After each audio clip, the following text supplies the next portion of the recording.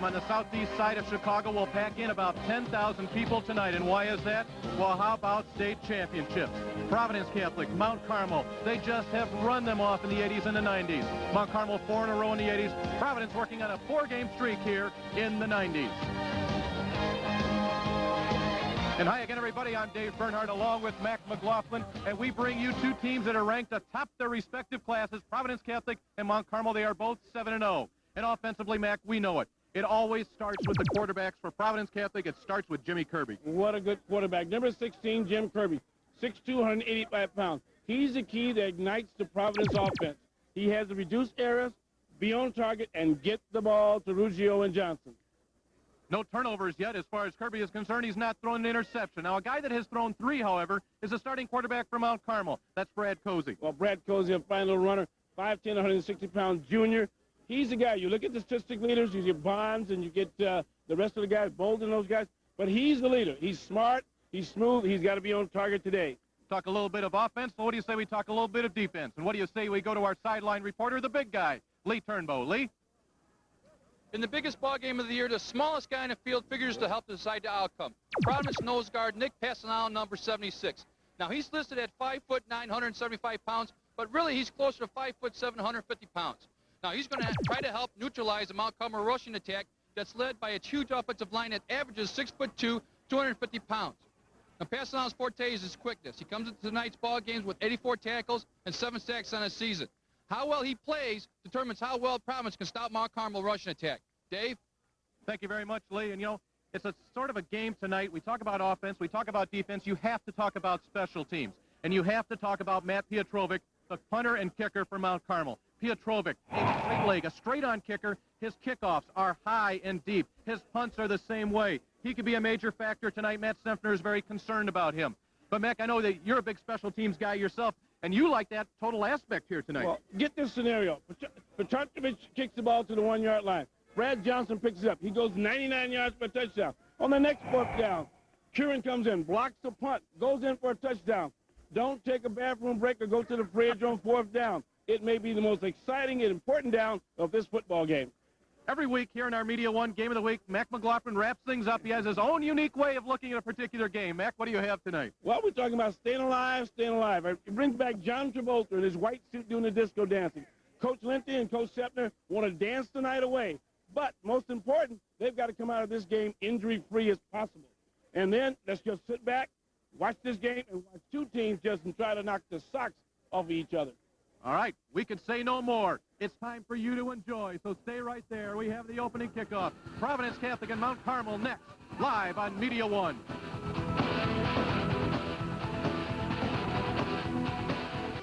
Ah, pizza by Marcellone. Prepared with the finest tomatoes, peppers, spices. Without a pizza by the pound, you get so much more of our delicious toppings. Try the taste that made Marcellone famous.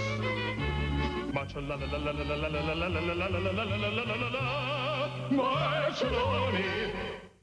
Call your local Pizza by Marcellone location today. In order to compete at your best, your body has to be in top physical condition. If injury or pain is keeping you from doing your best, call today for an appointment. We specialize in the treatment of sports injuries and fractures. We use arthroscopic and laser surgery. We also treat arthritis, back pain, and perform joint replacements. We have offices located near you, so call 815-741-8155 and get yourself back in the best of health. Michael, are you going to tell them what we're going to do? Yeah. We want to take it a whole territory. All of Will County. What can you do to cook out the competition? Yeah, I got something in mind. We got the best goods. We all know that. We don't have to say pizza twice. That's right. No, we're going to make them an offer they can't refuse. No, I say we're going to make them a pizza they can't refuse. That's right. We make Aurelio's, a pizza you can't refuse.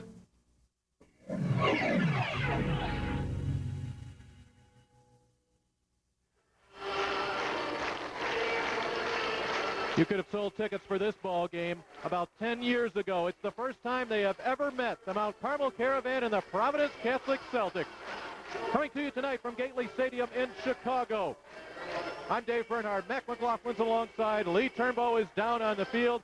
Happy that you have chosen Media One to join us here tonight for our live broadcast. And Mac, as far as these two teams are concerned, I can't even imagine what is going through their heads right now. Well, I know I'm all pumped up. I'm nervous just trying to get up these high tower steps to get to this, and the people are just fantastic. There's just electricity throughout the air and in the sky.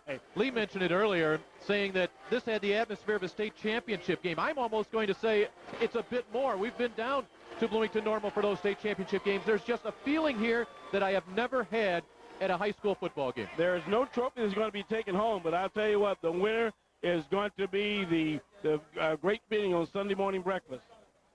Well, every time that we put things together here in our game of the week, we take our top jocks who we think may have the most impact in this particular game.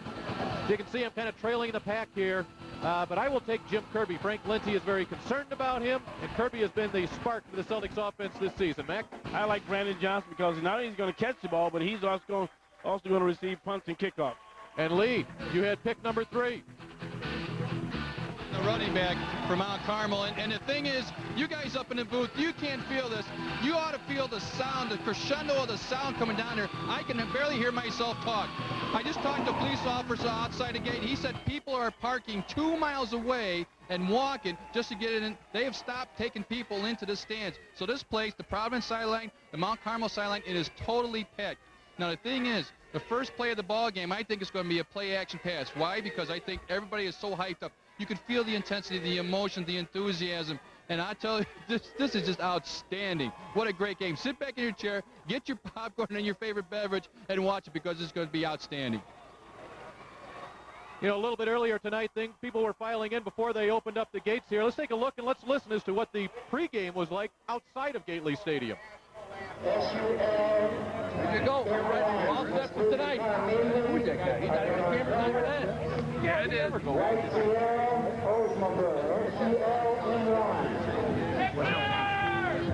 Steve, you locked the door, right? I hope so. I gave you your key, right? Good. Yeah. Where's the red light? There's supposed to be a red light. Providence, that's it. Here.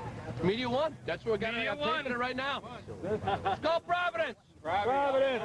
Hey, Providence country here. There you go. Yeah. Providence. Carmel all the way. Carmel, baby. Carmel. Carmel, winner for Carmel. Providence. Carmel. Carmel. You old dad's out here having a cold one for Carmel. Well, Mac, that's pretty much what it's been like. Heck, we couldn't even make it up from our pregame upstairs without being, semi-harassed by the different fans as far as who we might be favoring tonight. And this may be the quietest the fans will be listening to the national anthem. We'd like to welcome our viewers on Jones Intercable Channel 4. Thank you for joining us tonight. We hope you enjoy Media One's live coverage here of the game of the decade. You take a look right there of Octavius Bond. Here's a guy that is a Division I receiver, or soon will be. He could be a factor tonight. And another factor we have here tonight, Mac, is the weather. Earlier on today, and actually somewhat here earlier tonight, we had some very heavy rain. Now, of course, we're playing on an artificial turf here, but right now the weather seems very calm, and it should have no impact on the game should it stay this way. I think, though, you got to look at the field. There were several times on pass routes in practice, players were slipping, even though they were wearing their gym shoes, and some had new gym shoes, and they're trying to get a friction, so that may be play into in the early part of the ball game. See the people right there. They do not have a paid ticket. They are outside the stadium. As Lee said, they did limit in terms of how many people were going to get in. And they are sitting about as close as you can sit. Across the way, it's Providence Catholic. Here on the near side, it is Mount Carmel. And both of these fans, when they opened the gates at 5:30, it was almost a sprint to their seats to find and lock in that best spot. And we went through the back door to get in. Quite luckily, the bathroom was open. We got in very good. It is going to be quite a ball game. The hype and these kids' emotions are so high in the adrenaline. You watch for some heavy hitting the first 3 or 4 minutes and then settle down to the ball game plan. We said these two teams have never met before. How many times have we said, boy, what would happen should Mount Carmel and Providence Catholic get together? It is week number 8 of the 1998 football season, and the opportunity here tonight to showcase what these two programs are all about. And again, that's what makes tonight so special. It's not just a one-season wonder. This is these are two programs that have established their excellence through the years. And they've cloned each other. You look at their offense, their defense, they're very, very similar. And the type of coaching, both Lindsey and Coach Matt Sepner, as you said, probably the two coaches of the decade in the 90s, and probably take us into the millennium. The temperature here is probably about 65, maybe even 70 degrees, but Matt Sepner has that stocking cap from St. Mary Nativity on his head. Now, those of you that follow Providence Catholic football know that that has been Matt's lucky hat that he has worn for his state championships. Well, in recent years, Matt has broken that hat out in important games. He had it on in last week's Loyola game, and I don't think he can put it on any tighter on his head right now than he has it here tonight against Mount Carmel. And his opponent on the other sideline is Frank Lenti. Talk about a guy who has made his mark in 15 years here at Mount Carmel. Lenti with 6 state championships of his own. He ties Semper in that regards. 5 in the last 10 years, a 165-24 record for Mr. Frank Lenti. Outstanding coaches, and the key to those coaches, not only the great football players they have, but the outstanding staff that stays with them year after year after year, and that consistently makes it worthwhile to be a state champion. Providence Catholic will receive this opening kickoff, and that will be an important factor. We talked a little bit about Matt Piotrovic, the kicker, in terms of Mount Carmel. See what he can do tonight. The wind should not be a factor in terms of his kickoff. He makes it a career of putting the ball into the end zone. We'll take a look at the rankings here as far as these two teams are concerned. Tribune and Sun-Times, they have an identical here in the Chicago area here in 1998, 1-4. USA Today, well, they like Mount Carmel as the 4th best team in the entire Midwest and the 19th top team in the country. Look out for that small print, Providence unranked. They'll stop buying the U.S. Today if Providence comes up big tonight. Well, how many years have we waited for it? And now we're probably about 10 seconds away from getting it started. Along the Mount Carmel sidelines, we bring you Matt Piotrovic. We'll put this game underway. Sailing deep and into the end zone. And Providence will have to start from their 20-yard line. Offensively for the Celtics this year, it has been an offensive juggernaut. We mentioned they've been led by quarterback Jim Kirby. Justin Ruggio once again has gone over the 1,000-yard mark. Matt Warren, a great blocking fullback. Brandon Johnson, outstanding receiver. Lance Lokane compliments him with the up front men. Tom Lenahan, George Deaton, Cameron Richler, Nick Corey, and Pat Riley, along with tight end Jordy Curtin, make things happen here. And there's been some excitement. Already a penalty on the ensuing kickoff, and Providence has been penalized, and the ball's been back. Offense, half the distance to the goal. Wow. First down. Well, so not only do you start at your 20, you all of a sudden start at your 10, and unsportsmanlike conduct calling a touchback. And that's what we're talking about, the adrenaline. Those kids are going after each other. They'll have to settle down. So from the 10-yard line, we get things started here. Lokane in motion through. They got him out of line. Ruggio dropped for a loss of about half a yard. That time, Providence had outflanked them. Mount Carmel had moved out in a set that they were outnumbered 3-2 on that, but a great tackle and bring it down. Watch again. They're outflanked. There should be a block down, and Ruggio gets caught by the ankle by a blocker from the inside, a tackler from the inside on that. Number 97, Derek Strong, makes the tackle. In fact, he was questionable coming into this game, suffering an injury last week in the game against St. Rita. We'll get to that Mount Carmel defense after this play. On 2nd down and 10. The fellow's going the wrong way. Why? On the ground again to Ruggio. Justin Ruggio with an opening. Ruggio takes a hit. Justin Ruggio still on his feet to the 27-yard line and a first down. Great run by Ruggio that time, and he went right at the strength of the Mount Carmel defense, and you see the slashing, hard running of Justin Ruggio, who's very tough to bring down, and we talked about, and watch again. He has a good block at the point of attack, finds a crease, and look what it takes to bring him down. He's hit head on, he spins, and he's going to turn about 5 more yards on that, carrying 2 Mount Carmel tacklers with him. Jeremy Wallace went along for the ride. Ruggio, as we said, great season, 1,123 yards. He averages 7.7 per carry, 17 on that pickup, and the Celtics are out of the hole. With 27, Ruggio takes a hit behind the line.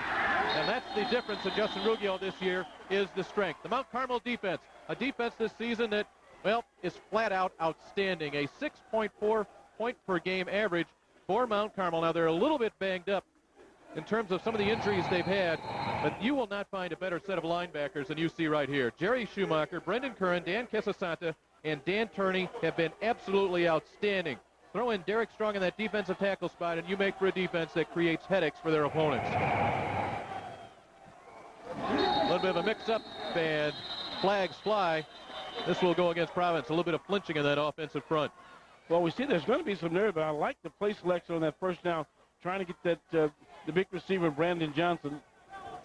Ball start. Offense. 5 yards. Repeat second down. And this is kind of unique for Providence, making these mental errors early in a football game. I don't know if that's carryover from last week and coming in, or just the overall excitement about tonight's game. Oh, you said you like the pass to Brandon Johnson, and that will be a key to this ball game. How will Frank Lente's defense defend against the 6'5" split end? Second down and about 13. The opening possession of this game. Ruggiero picks his hole. Ruggiero brought down by Quesasanta. It's a good thing Quesasanta filled that hole, because Ruggiero, again, got great blocking from his pulling guard and tackle on that tray block, and had a seam going in there. He comes up gimping. Ruggiero looked like he had a little limp on that. That's the key. We'll see on the next run if he's 100%. Well, Ruggiero suffered a cracked rib a couple of weeks ago against Marian Catholic. It really did not bother him last week against Loyola when he rushed for 150 yards. He's a tough kid, though, and he carries that ball. He's a horse. Third down and 10. Ball at the 28-yard line. Play action. Kirby has time. Johnson can't hang on. Nearly intercepted. Quesasanta nearly with the interception. The ball was in Johnson's hands. Well, he's all happy, but I'll tell you what, he didn't cause that. Johnson just flat out dropped that ball. We saw again the great protection Kirby had, and watch again. Ball's just a little to his wide side, but that's the kind of ball you got to catch in big-time football games. Yep, you got to have that one. Almost an interception on that. So Mount Carmel has held. Pat Flynn will punt for Providence. They've got 10 men on the line of scrimmage, and they're coming after the ball. Flynn gets it away. Mike Wilson is deep. This one will hop out of bounds, and Mount Carmel will have the ball first time offensively here tonight. They'll start from their 34-yard line. And as Max said earlier, talk about mirror images of each other. Mount Carmel does it the same way with a strong running attack led by Teddy Bolden and Jim Smith. We talked about Brad Cozy in a pregame. They have a big-time receiver in Octavius Bond. He's complemented by Mike Wilson and Joe Gildine. But again, the strength up front. Sylvester Miller goes 275. Gary Young is 290. Joe Morfoot, Sean Dillon, and John Magaro round out a very strong offensive unit for the Caravan. Smith on the ground on play number 1, and Smith get out near the 40-yard line. That's nearly a 6-yard pickup. Providence Catholic defense, they were stung last week for 38 points in that overtime win against Loyola Academy. Their defensive unit this year has been outstanding. Again, linebackers strong. Brendan Cavanaugh, Dan Raddick, Tony Olson, Nick Lackney. Lee talked about Nick Pasolano up front. We'll see several different defensive linemen. Joe Narico and Dan Kramer are there. Secondary of Godfrey, Summers, Bowman, and Jutras has been solid as well this season. That first play, they just went right after Pasolano. Right straight fullback dive. Oh, man. Teddy Bolden gets a couple. Well, I'll tell you what, they may be double teaming Nick Pasolano, the 5'9", 160-pound nose guard, but they got to look out for the other guy who's coming from the backside of that to clean that play up. Right now, Providence is staying in a base 52 and not shifting and leaving the linebacker in the stay position. They'll probably somewhere later on, especially on the option play, shoot those linebackers to the seam. 3rd and 3 from the 42. Cozy option gets to Smith. Smith is stopped after a gain of 1. It looked like he was going to be stopped for a loss. All of a sudden he broke free and then was brought down again. When we talk about Ulster that time, number 51, he did just what I said before. He shot the gap off tackle, and as he's riding, watch again on this play, we see him just reach out and strip the ankles down on the ball carrier and knock him down for a loss. Tony Ulster with 65 tackles this season. 6 foot, 192-pound senior. It is 4th down. They will shift into a punt formation. Pietrovic will do the kicking. Brandon Johnson is the only man back deep for Providence. This will be an interesting confrontation here between Pietrowicz and Johnson. Johnson eyes it. Puts it on the ground. He lost it. And Mount Carmel will have it. Now who's going to wrestle this ball up? It's a wrestle match. And it's Caravan football. Yeah. Well, we talked about that in the pregame about the special teams in fourth down, and on the first or the second fourth down play, we see the Mount Carmel defense come up big. Johnson took a big chance of receiving that ball with all that heat coming down on him. You see again, as he catches the ball, he gets hit, and the ball is loose, and now it's a wrestling match, and the Mount Carmelites come up with that ball. Just in good position in that hit on that play. Jim Letts is the man that stung Johnson. Dan Turney with the recovery. Mount Carmel football at the Providence 20, the first break of the game. Cozy on the keeper. Ball's loose again. And the turnover, what's the signal here? We'll go the other way. Providence with the recovery. Holy cow. Ladies and gentlemen, we've only been in this ball game about 5 minutes, and we've seen some hard hitting and some exceptional plays and turnovers that are caused by good, clean, hard hitting football players. Watch again as we see nice right by the fullback, and Cozy gets outside. He doesn't tuck that ball in. There's a lot of people over there, and someone dives in there and knocks him loose, and they get it right on the sideline. Couldn't tell who would pick that ball. Exchange of turnovers puts the ball just outside the 15-yard line. Kirby to the air. And through the hands, thrown a little bit behind. Big tight end, Jordy Curtin. And this is unusual for Kirby and the Celtics in dropping balls early, especially key plays and first down. That puts you in a bad situation. Now you got 2nd and 10 when you could have been second and about 2 or 3. Well, we've seen the nerves early, no doubt about it. Brandon Johnson dropped the pass. Maybe made a poor decision not calling for a fair catch on a punt. Cozy fumbles, and here Kirby maybe a little bit jumpy. And why not? 2nd and 10. Follow number 44, the fullback. He'll lead you to the play. Matt Warren is the up man. Got an audible. Ruggiero follows Warren. Ruggiero rolled down. Maybe gets a yard. Derek Strong, number 97, was in there. Also getting help from Jeremy Wallace.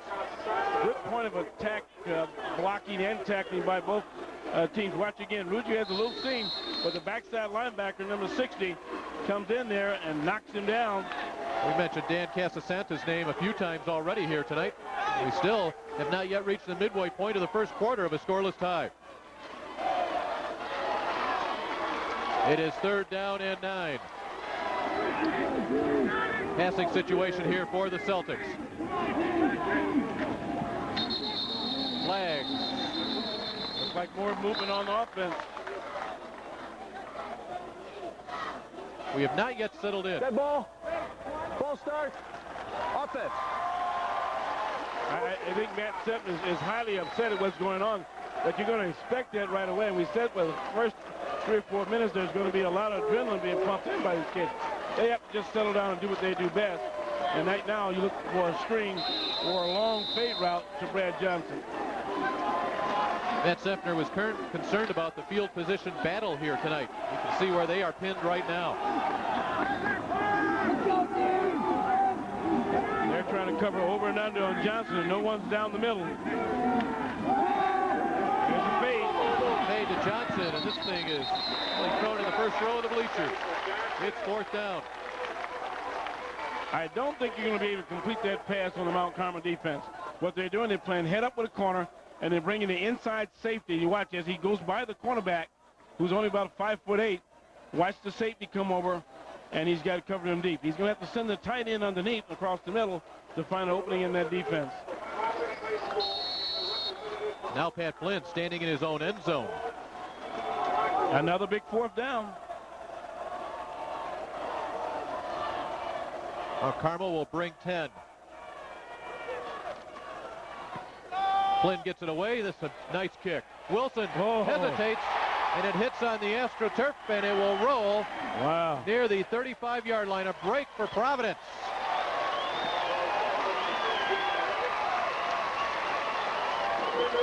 So Mount Carmel to start this particular possession at the 35-yard line. Pat Flynn got his team out of a hole.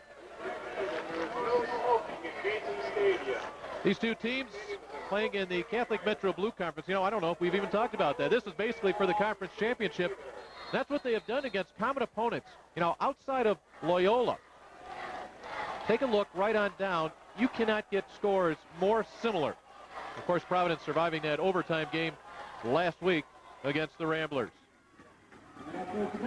Teddy Bolden will carry for about 3 to the 38.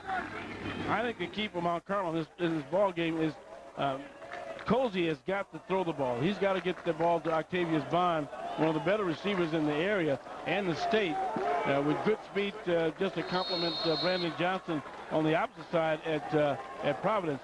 He's got to play action with that dive and bring that ball downfield to Octavius Bond. Cozy has completed 48% of his passes this season for 464 yards. Ball is dropped on the snap.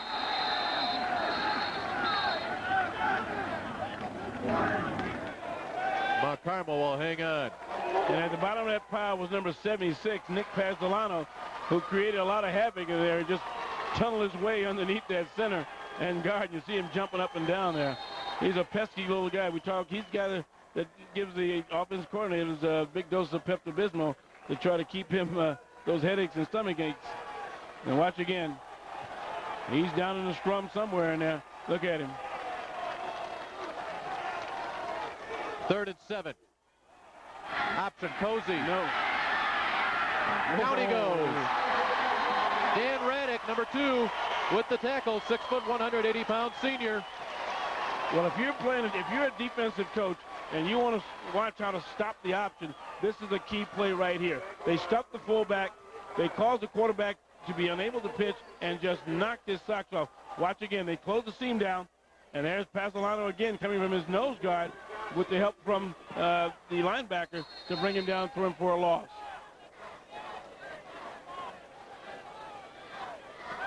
.340 left here in the first quarter. No score. Pietrovic now to drop back to punt. The last time, of course, he boomed a high, deep one. And Brandon Johnson unable to hang on. Time for redemption, Johnson. This time he has some room to run, but he will go down immediately. Great special teams coverage. And you know, you put your best players on special teams, they make things happen. Jerry Schumacher, one of the outstanding linebackers in the Chicago area, got down on that one and nailed Brandon Johnson in his tracks. Well, you know, it's just a pleasure to watch two teams that have every aspect of the game covered. Punt teams, kickoff teams. They've got someone that does an outstanding job at every position. Providence to start this drive at their own 29. Different formation this time. Split backfield. Line up, Seamus! Kirby over the middle, has his tight end Curtin. Jordy Curtin is brought down in Mount Carmel territory. Just a matter of time before they found that tight end. What they're doing again, Mount Carmel's going to, again, back to that base 52 sitting, but they're double covering the wideouts. And what Providence has done is taking the Providence wideouts way out. Let's go down to our sideline reporter, Lee Turnbow. Lee? And, Mac, the reason that play was wide open is because Mount Carmel is switching their coverages, double covering the outside. That left the inside open for the tight end. Providence, after the first two series, picked that up. And I tell you what, it's a very fast game here on the turf here at Gailey Stadium. And right now, Mount Carmel has a quickness edge.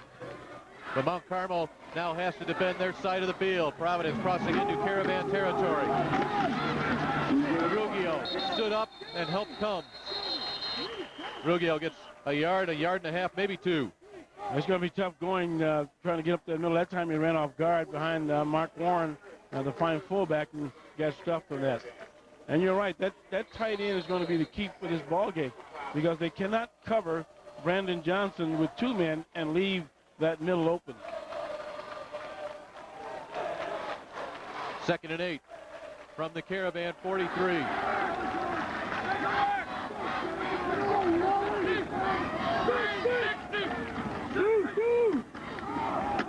Ruggiero, a hole up the middle. He went right up behind George Deaton, Cameron Richler, and Nick Corey. He gets to the 40.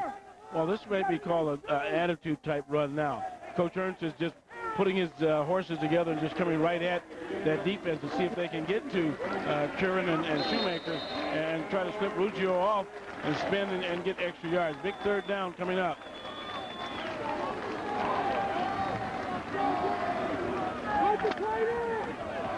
Third down and 5 for Providence Catholic. Johnson left, Lokank right. Warren slides left. Play action. Kirby can run, but he will not. Jerry Schumacher. And listen to the crowd. Jerry Schumacher, number 47, was an intelligent football player on that play. That was a play-action boot. He stayed with the tight end, rode him, and as soon as he saw the quarterback was going to try and throw the ball and pulled it in, he just took off and flattened and threw him down for a loss. Watch again here. He's staying with this tight end. Now he sees that the quarterback has got the ball, and he just comes in and makes that tackle. Mount Carmel will take a timeout. They use it with 1:21 to play here in the first quarter. No score here from Gately Stadium. You had to get your ticket early this week, and you can see those stands are packed. And we'd like to pack you in for our weekly sports talk show that comes up every Wednesday night at 6:30. It is the Sports Zone. I'm Dave Bernhardt on the left. That's Jennifer Swan on the right. We come at you live at 6:30 every Wednesday night. Phone calls, highlights, interviews. That's all you right here on the Sports Zone. So we welcome you in here in the Will County area. We're talking to you.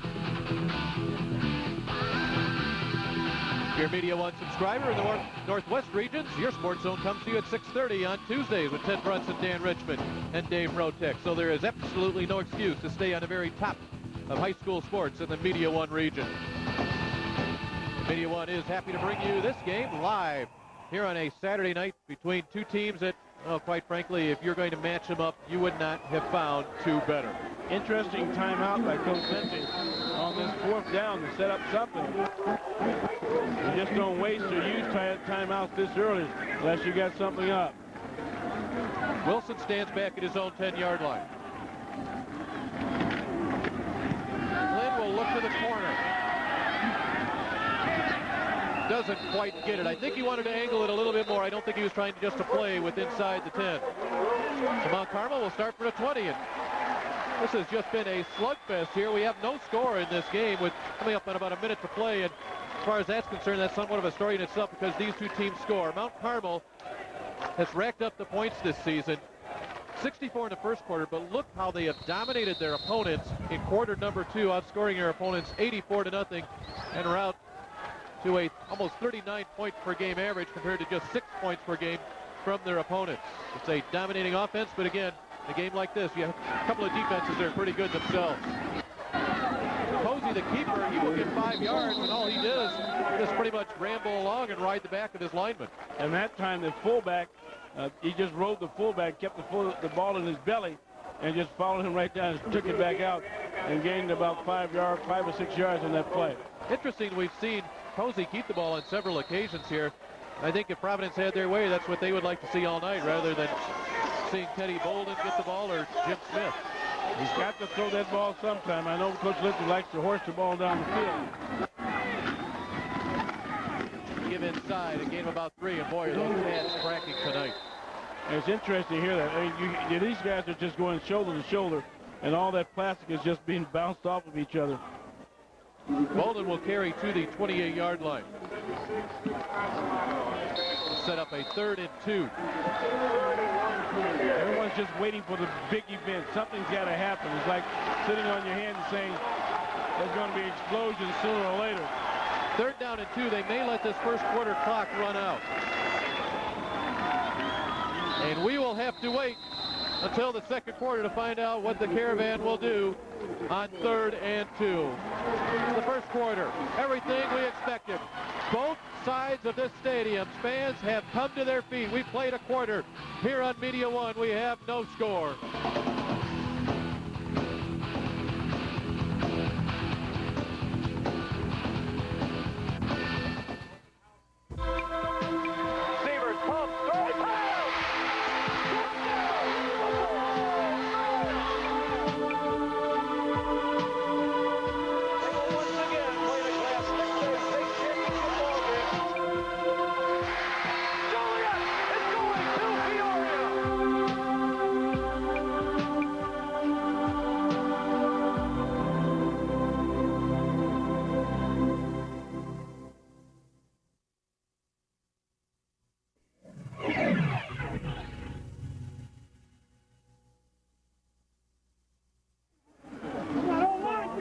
type of night where the concession stands were busy before the game, but nobody, I mean nobody, is leaving now. Welcome back to Gately Stadium, everybody.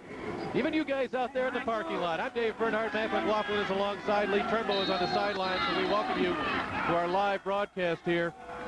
Media One Sports bringing you the game of the decade, as they are calling it. Providence Catholic Mount Carmel, no score at the end of one period of play. We reverse directions, but the situation stays the same. 3rd and 2. Cozy drops it again.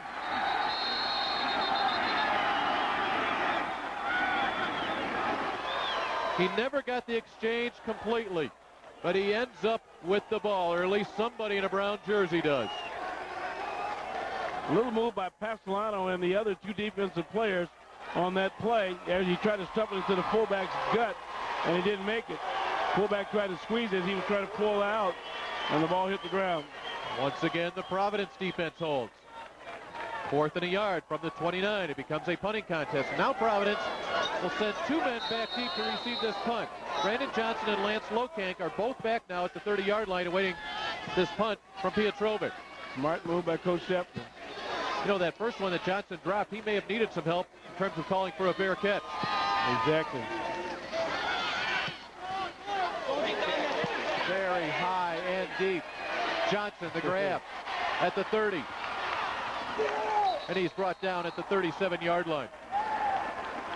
You know, one thing about Petrovic's punts, and actually we saw it in a game here on Media One earlier in the season when we had Nick Setta, the outstanding kicker and punter for Lockport. The problem that Setta was giving at that time Lincoln Way was he was kicking it above the lights, and the return men lost the ball, and that can happen here with Petrovic as well. Smart move by Coach Shepton. That time he had both sides of the field protected on that punt.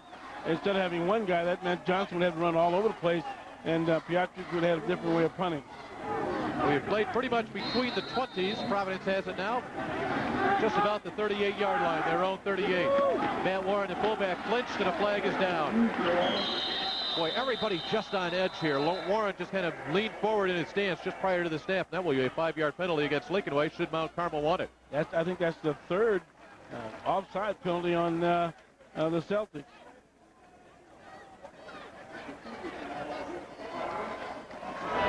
Illegal motion.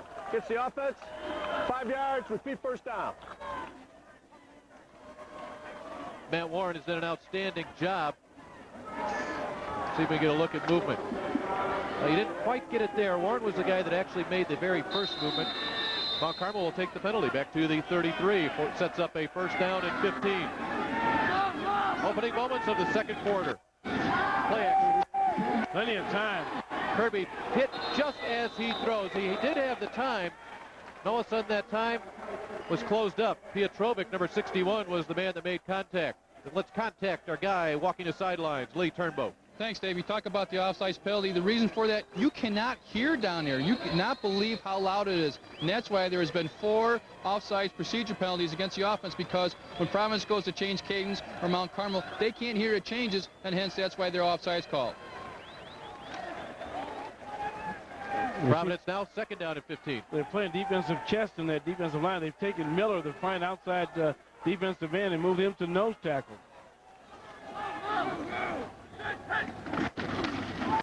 Ruggiero. Justin Ruggiero gets back to nearly the original line of scrimmage on this particular possession. That means it will be 3rd down and 10 now. Correction on my part, that's Derek Strong, number 97, is playing the nose. An outstanding defensive tackle all year at 6'3", 212 pounds. One thing you see with these two teams, they have so many great athletes. They can afford to run players in and out, flip-flop some positions. Yet another key 3rd down, 3rd and 10. If he gets time, I think he can pick this Mount Carmel secondary apart with his 5 receivers. Good rush. Oh, Kirby throws it and it's intercepted. Kirby tried to force the pass. Oh, wait a minute. It looked like that ball was picked off. It looked for a moment like big number 69, Terrence Johnson, had it. Well, numbers 97, Derek Strong just bull rushed his way right up the middle. Watch again as he comes through. Here's 97. He just pushes people out of the way and grabs the ball and it flips up as we see Kirby try to throw it, and here it comes out. And we see it in his hands. Oh, no, it comes out, and it hits the ground.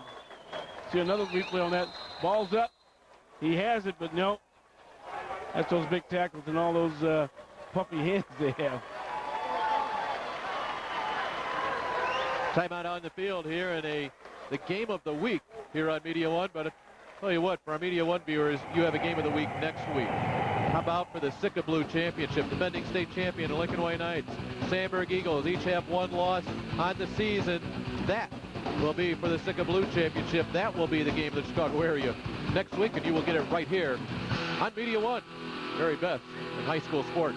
We must be getting near the playoff time because the games are getting better and better as we go down the road. I'll tell you how I know we're getting close to playoff time. I woke up at 4 o'clock this morning. I was so ready for tonight. We'll be up early next week. Sandburg and Lincoln Way on Media One. I knew I was ready. I had to get out of the house at 11 o'clock to see another ball game. You were kicked out of the house. I was trying to be gentle on that now. She's probably watching this game. Mike Wilson is back deep. The sack brings it back to the 30-yard line. Now watch him try to angle kick away to one side or the other and make him move, and probably coming off to his right and take him to the short side of the field. Octavius Bond is in his punt coverage team. He'll be rushing for the left end spot. Here he comes. Not a good punt from Flynn. Just to the 45-yard line. A little bit too much angle, not much elevation. And that will put the Mount Carmel offense on the field. And it's an offense that, well, I'll tell you what, flat out produces. They have done it all season long, averaging nearly 39 points per game. Mac, there's no surprise here. They like to do it on the ground. Yes, and if you average 238 to 40 yards rushing, and I like the other part, almost 100 yards passing. That's not a lot, but that's just enough to make you not crawl up your defensive backs and play defense uptight on you. They've really not been able to get it going here tonight so far. We've played in 3 minutes into this second quarter of a scoreless game. Mount Carmel Providence Catholic. He's going to throw it now. Posey over the middle has his tight end, Joe Gildine. Just as we were talking about the passing yardage, we see a nice little pass with the tight end coming right behind the linebackers and a good two-step drop by Cozy, and he puts the ball right in. 1, 2, 3. He sets and throws. He had a funny way of throwing the ball, but it's right on target. And a big first down for Mount Carmel. 15-yard completion to Gildine, so we've seen both tight ends with first down catches here tonight. Inside the 40-yard line. Cozy will keep. Cozy has some room left side. The junior quarterback run out of bounds at the 30. Not big, not fast, but just good enough to make that play work. Good ride to the fullback, and again, he sees the crease there as they're taking the cornerback deep with the wideout, and there's a lane, and the inside safety has a tough time trying to get it. Watch again. Good ride to the fullback. He takes number 41 out of the play, and watch him run down the lane. And finally, we see him get picked off by the secondary to stop him and knock him out of bounds. Free safety Shane Summers made the stop and now sets up a second down and less than a yard. Let's see what the Caravan choose to do here. Up the middle, Bolden, big hitter. Teddy Bolden is inside the 20. And it looks like the first substantial march is on its way. But just hold your horses now, because anything can happen. Every time something looks like it's going to happen, there's a fumble or something occurs, and change the ball back. Watch again. This is just power football. He just takes his ball, finds the crease. He's got a man to try to rip the ball out of his hands, and still made, I see Teddy Bolden make that big first down. Bolden came into this game rushing for 637 yards. His running mate, Jim Smith, at 634, so they have balanced it up very nicely. Bolden with the better speed. Yet another first down. Smith, the handoff, and nowhere for Bolden. I make that Smith, nowhere for Smith. He is brought down by Nick Miles. For 41 for the Celtics, 6'1", 200-pound junior. And there's Pasolano. Somewhere near that pile, you'll find him at 76. That time they smelt the fullback, and they slanted right to the right gap that time. That's how you counteract that off-tackle play. You slant your down lineman left to right and try to get through the seams and crawl between their legs and cause confusion. No gain on the play. Smith stopped right at the line, 2nd and 10. Now the tight end is to our right. He will be the player, again, to get behind the linebackers. Plenty of time for Cozy. Whoa! I don't know if Brad Cozy didn't see him, but Shane Summers is there. He intercepts his third pass of the season, and it could not have come at a better time for Providence, nor a worse time for that man right there, Frank Lindsay. And you can see the expression on Coach Lindsay's face because the turnovers by both sides are just unprecedented. And that time it looked like he was throwing to the white jersey. He had no one in the brown and white jersey coming around. We see Cozy throw the ball, had an idea, but boy, there's nothing but white jerseys around the receiver, Octavius Bond. There were 5 white jerseys in that zone. Well, you said it, Mac. Every time something seems to be going, there's a turnover. Providence has it now inside their 20. No score here in the second quarter, 7:16 to play in the half. He is immediately grabbed. A quick slant that time by cornerback Robert Richardson. And Brandon Johnson's coming back. He says, I can run the vertical on this one, and there's no one there.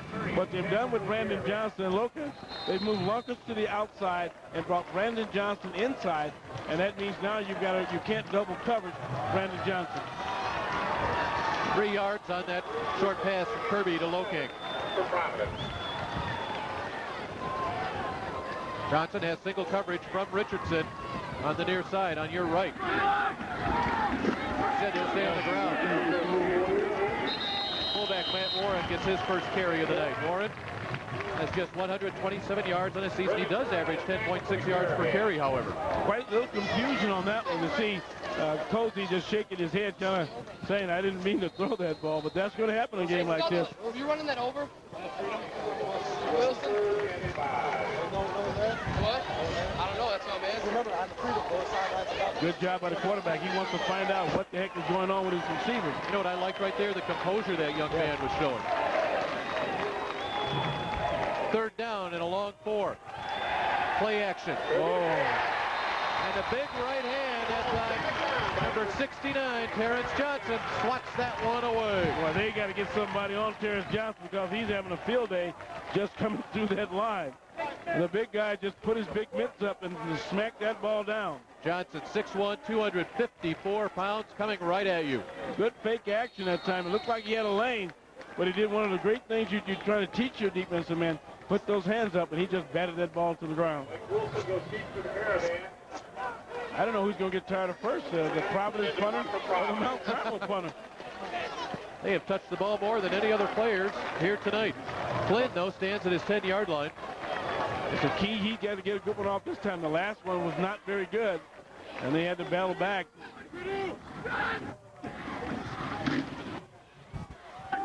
Low spiral.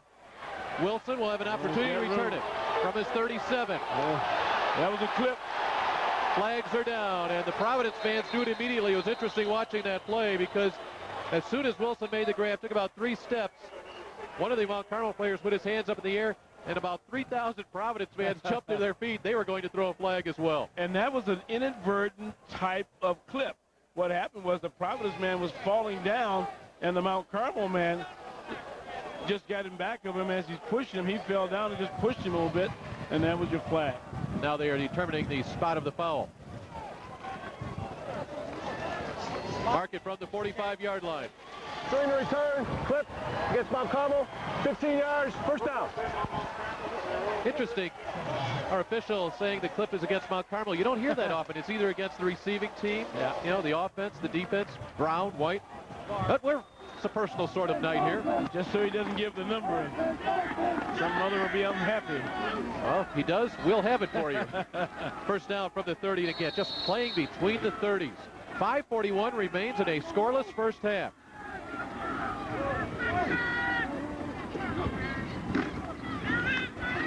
Cozy brought down from behind, and once again having a big night here tonight is Nick Miles, number 41 for the Celtics. Probably one of the unhurled guys on that defense of Providence. What they're doing, they're trying to run behind big number 75, Sylvester Miller, the All-State candidate at 6'4", 275. But watch again, the backside linebacker shoots, great pursuit. And they just had him boxed in by 3 players. There's Pastelano again, always getting his hand, either the second or third guy if he's not the first, but he's always around the ball. One of the keys here for Providence defense tonight, that is force Carmel into a passing situation. It's 2nd and 10. Look at the big seams on the left side.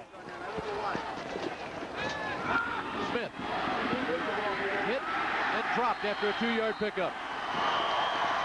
Oh, they're getting fired up.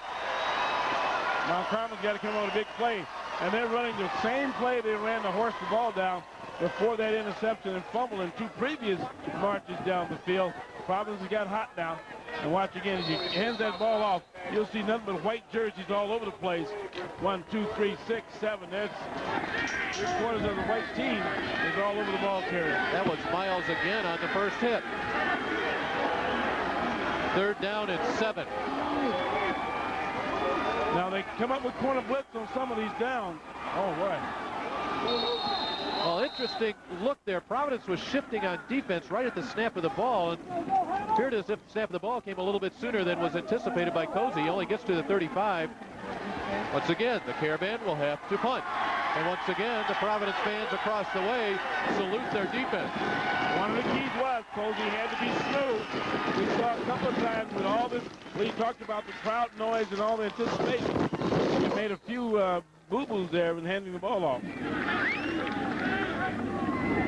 4th and 5. Lance Lokank is back. He is joined by Brandon Johnson. They're back near their own 20, respecting the leg of Pietrovic. I just think something's going to happen on one of these punts. That's low. Big hop. Lokank will let it go. Boy, he had thoughts there, didn't he? Well, he man. He's lucky that ball didn't take a crazy bounce and hit him on the leg and really got himself in trouble. Oh, he was at Never Never Land there for a while. And some of his teammates are asking him, what are you doing? Watch. He's following that ball. It's inside the 10. Look at that bounce. Down to the sidelines we go and leave. Dave and Mac, the wind is really picking up. As you're watching this game on your TV screen, the wind from right to left is about 20, 25 miles an hour, and the rain is starting to come down, so field conditions are going to play a big factor. The thing that Providence needs to do here, Mac, I think, is establish Ruggio up the middle, because the pass plays Mount Carmel's defending very well. There's a quick pass to Lokank. He's brought down at about the 5-yard line. We thought we could avoid the rain here. As Lee said, in fact, just as he was talking, people scrambled to their rain gear, their umbrellas. And I think what Lee is talking about is right, because the weather, what they're trying to do is throw the ball while they have the weather in their favor. And now the rain's come, they may go back to that power running attack. 4-yard gain to Lokank. They're lucky to get this field on AstroTurf. 2nd down and 6.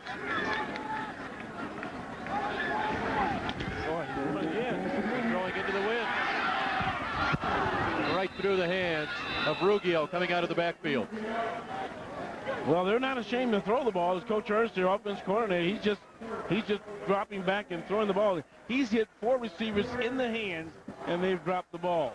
And those are going to be keys, because they're leaving themselves in long 3rd down situation, and big number 69 for Mount Carmel is eager to get to that quarterback. Brad Cozy, the Caravan quarterback, getting some advice from upstairs. If his defense can stop Providence here, he's going to get another chance at it. We have 2:31 left here in the scoreless first half. And we see a shotgun look. The handoff Ruggio. He will be short of the first down. Good play by number 53. We talked about it before. Brendan Curran. He kept his position on that play and stopped him from making any big yardage. And Ruggio may be nicked up, because he doesn't look very, very healthy as he's running the ball with the vim and vigor as he did in the first quarter. And they're he's holding his side. We said he had an injury in his ribs in prior games. Well, in a game like this where the hitting has been ferocious, that is not going to help a cracked rib. And that AstroTurf may be soft, but boy, it's like a brick when you get those guys rolling on top of you. Flynn has been a busy man tonight. Wow. Again, keeping it away from Wilson, but punts it out of bounds at his own bench. Mount Carmel will have great field position with 1:34 to play here in the first half. And coming up at halftime, well, you don't want to go anywhere. We'll give you a couple minutes off, all right? But when you come back, I have a feature on the clash of these Catholic League Titans. The hype, and you know what, folks? It's been well-deserved. Plus, we'll have first-half highlights. Scoring highlights? Well, we have no score. Stick around at the half. We'll have a whole lot coming up for you here from Gately Stadium. That was a big punt, Dave, because now you put them in your own territory with 1:34 to go. Ball is at the Providence 45. Cozy, play action. Bond hit as he touches the ball. Mike Godfrey with the big stick on Bond. That was an incomplete pass. Well, I'll tell you what, that's how you stick him. Octavius Bond, one of the fastest receivers in the state, and a great leaper. He got hung up a little bit on this one. Got the ball on the high jump, and watch again, right in the rib cage. That's where you hit it, knock that ball out before he could bring it in. And lucky for Mount Carmel, he didn't have possession, because that would have been a big fumble. Mike Godfrey, number 10, 5'11", 180-pound senior cornerback. With the stop, he's on Godfrey, and make that he is on Bond again. Got to watch Teddy Bolden on a quick dive. Bolden has it. He has 5 to the 40. They've got the wind to their back, I believe, looking to the flag at the up position, maybe not down on the field. But with the kicker like Piotrovic, they may have a chance to kick a long field goal if they can get another first down. They need 5 yards here on third down. Now they need about 15 more yards to be in position to get any kind of kick.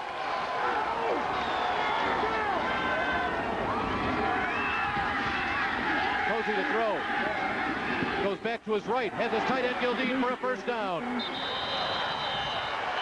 The tight ends have been the primary pass receivers here tonight. And they outfox the Providence defense at that time. He rolled to his left, delayed the tight end one count, and then run a little curl, and he threw back to a wide open seam to get that big first down.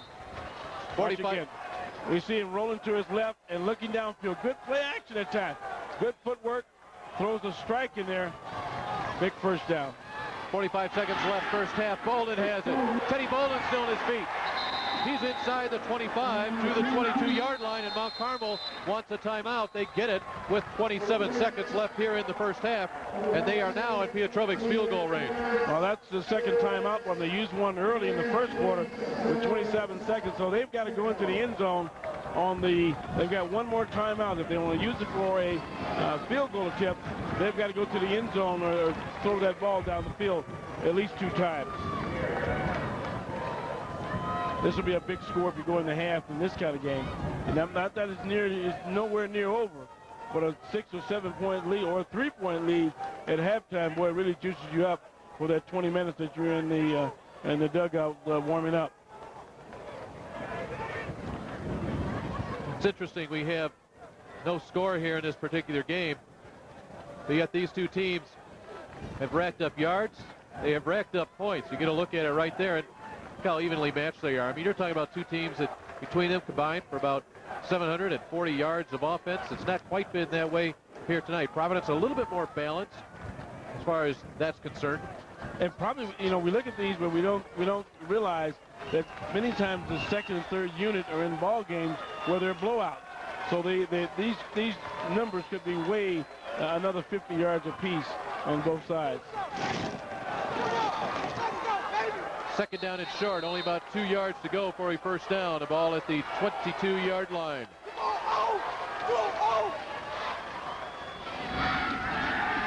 Over the middle, Mike Wilson will make the grab. Great call that time by Coach Lenny. They're backing off the wide receiver, and he got a 2-step drop. He rolled to his left, came back and threw a strike on the look-in. Clock stops at 24 seconds on the first down, and now it rolls. The ball is at the 11. Final moments of the first half. There's a Cozy on the keeper. Gets a block. Cozy brought down inside the 5. And Mount Carmel will use their final timeout with 6 seconds left in this half. And that was one of those unusual, unexpected plays that Mount Carmel came out with. And that time they just saw he made a little fake, took the ball and ran a naked reverse by himself and almost scored on that play. So now you have 6 seconds left in the half. The ball is at the 4-yard line, and you are out of timeouts. You got one time to throw it in the end zone. You can put it up, and that leave 2 seconds on the clock. Watch again. We see Cozy. He just makes a fake and runs a naked boot. No one's out there to help him. And, boy, it takes a good tap. Great block that time by Octavius Bond to give him some lane, but the cornerback came up and saved what could have been a touchdown. Watch this block. Boy, what a block. Right in the gut on that one. But, again, Providence is just hanging on again. They've got to be tough. Watch that corner of the end zone, guys. This drive started at the 45-yard line. It's been a short one. The field position game belonging to the Caravan. He's got to be careful. He told him corner of the end zone. Now, if he's going to run to that corner or throw to that corner, if he gets stopped, gets the end of the half. It is first down and goal from the 4-yard line. He's coming off.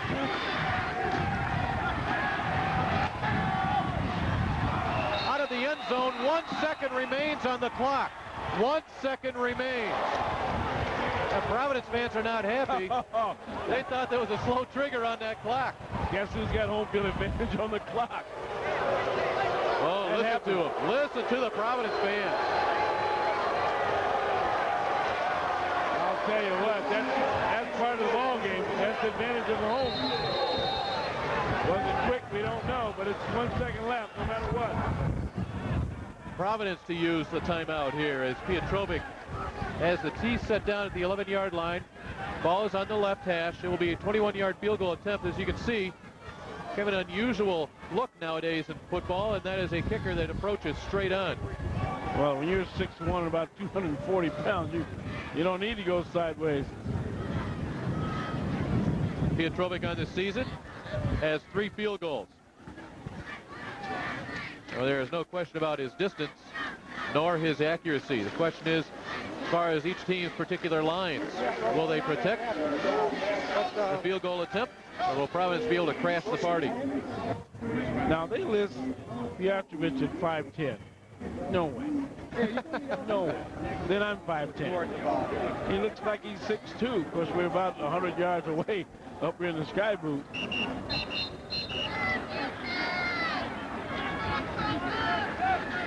It'd be interesting if this is the play that at the final run with that 1 second. You think those coaches in the green over there will be yapping all year about that.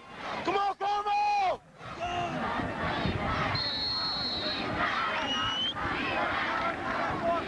Piotrovic will work out of the hold of Seamus Heron. The snapper is Pat Ross. I'd like to see a fake and throw the ball in the end zone. They get him down, and this one is no good. A high snap. The ball was plenty high enough. No good. An incredible way to end the first half. Talk about dodging a bullet. If you're a Providence fan, if you're Mount Carmel, you have to be terribly disappointed about moving the ball all the way down there, unable to come away with anything. So we have a scoreless first half here. Wow. You said it. That says it for the whole first half. Wow. Let's look back and see the situation here. Piotrovic, the kicker, misfires on this one. Great job by Heron to even get the ball down. Wow.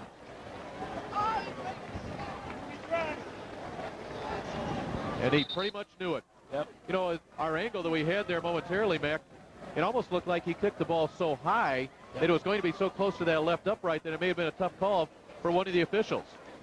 But no score, and that's going to be, we've got another half to see who's the best of these two all-star teams. We have waited an eternity for these two teams to hook up. They have never played before. We've waited through a first half, and now the second half. We'll decide. Providence Catholic and Mount Carmel scoreless. Here live on Media One, we're at the half.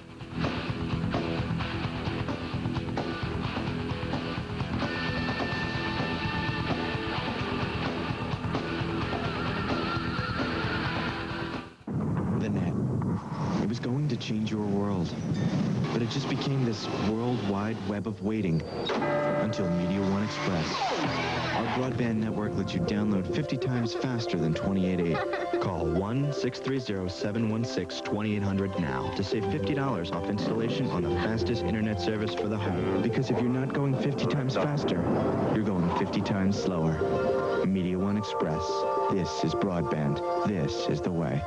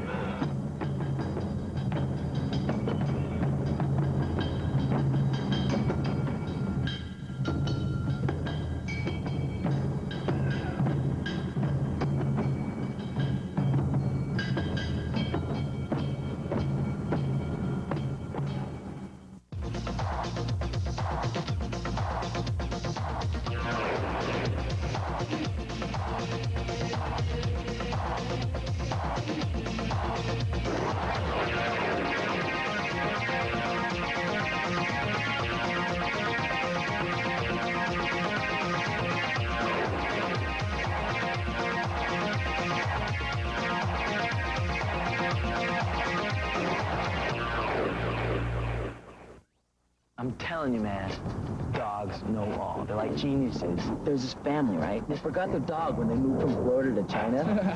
So this dog, he walked all the way to California, jumps in the Atlantic Ocean, swims across it during monsoon, and found his family in China. No way. There's like billions of people in China. It's a famous story. I mean, dogs got like giant brains, and no one thinks so. Tobacco, tumor-causing, teeth-staining, smelly, puking habit.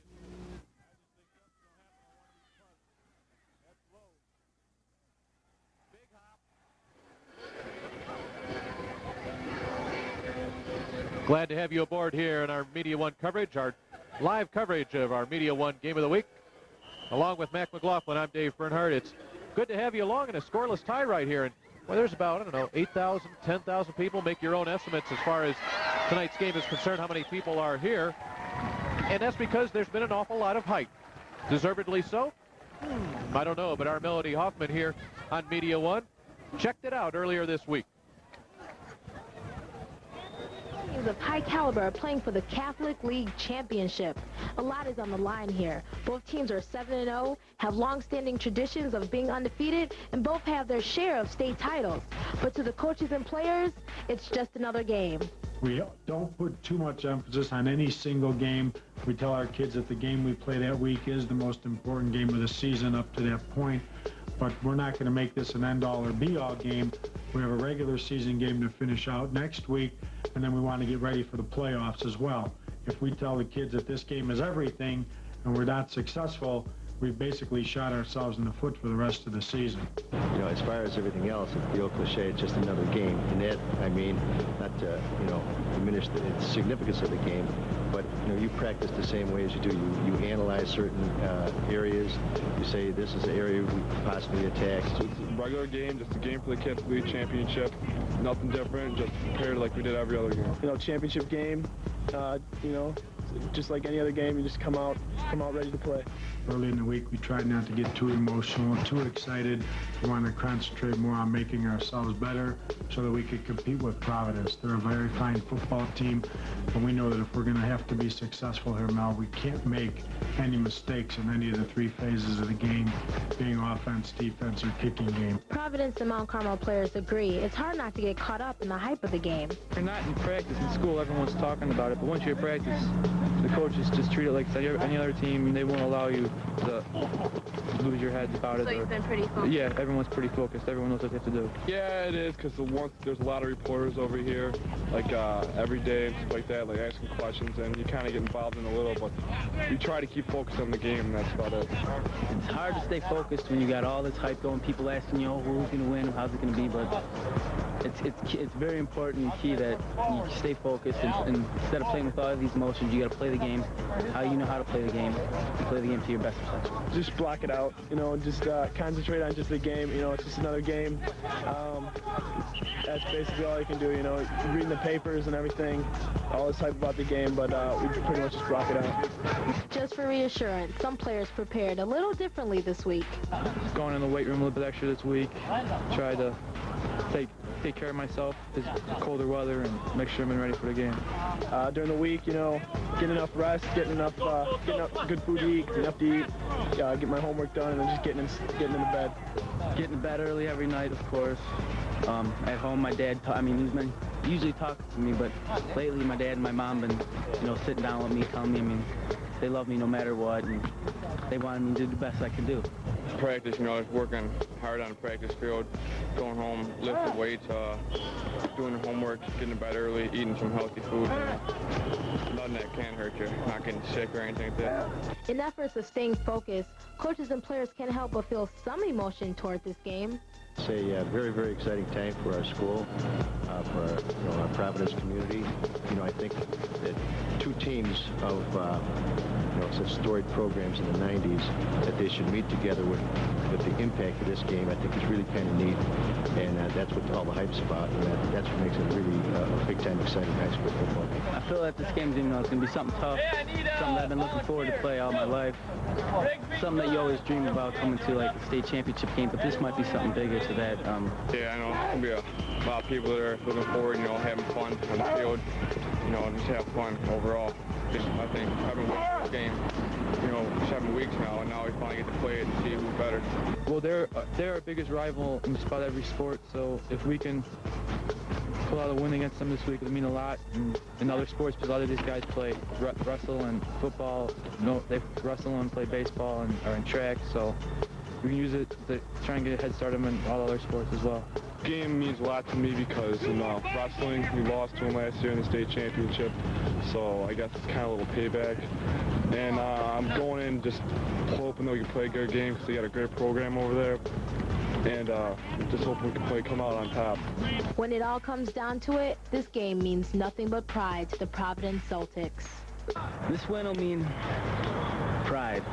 A lot of pride and a lot of heart. Over wrestling, winning state, beating them guys for state this year, this will be, an outstanding win for me. Ice cap, you know, my senior year for me. This game will be mean a lot of pride for us and for everyone who's ever played for us.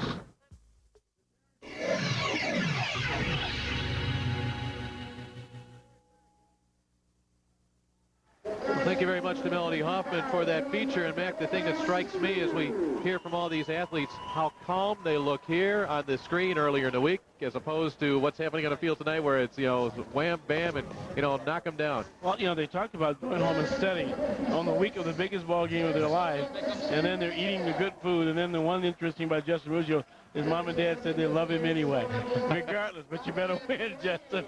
You know, and it's interesting, too, because this will be a game when the fans, and as Lee said, how loud it is, they will never forget. No matter what happens here in the second half, they will never forget tonight. Well, there's your halftime score. There is no score. Providence Catholic, Mount Carmel, 7-0 records on both sides, and we'll have to play a couple of quarters, maybe more, to decide this one. Stay there. More coming up at halftime. Our live coverage of high school football on Media One continues.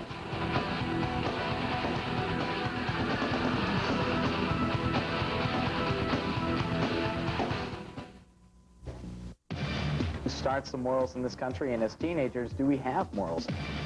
Having to do with home ownership and FHA. Media One's commitment doesn't stop at education. All employees are encouraged to get involved in... I think it's going to be one of the most informative profiles we've had.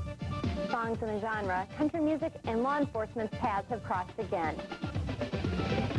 Local programming, 7 days a week on Media One's Community Network, Channel 3. The net.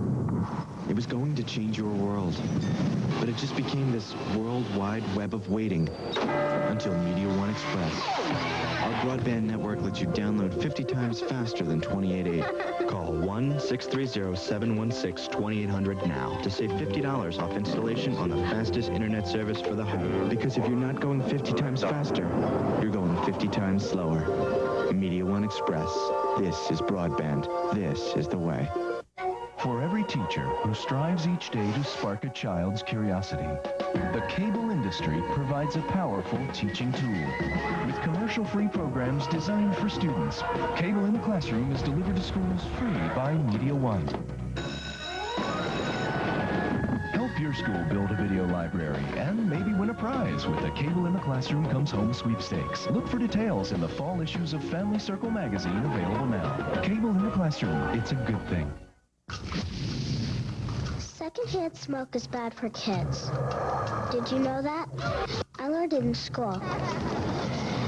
Even in big rooms, the cigarette smoke goes everywhere. And when you breathe it in, you could get asthma. That's the truth. It makes me really scared. Does it make you really scared?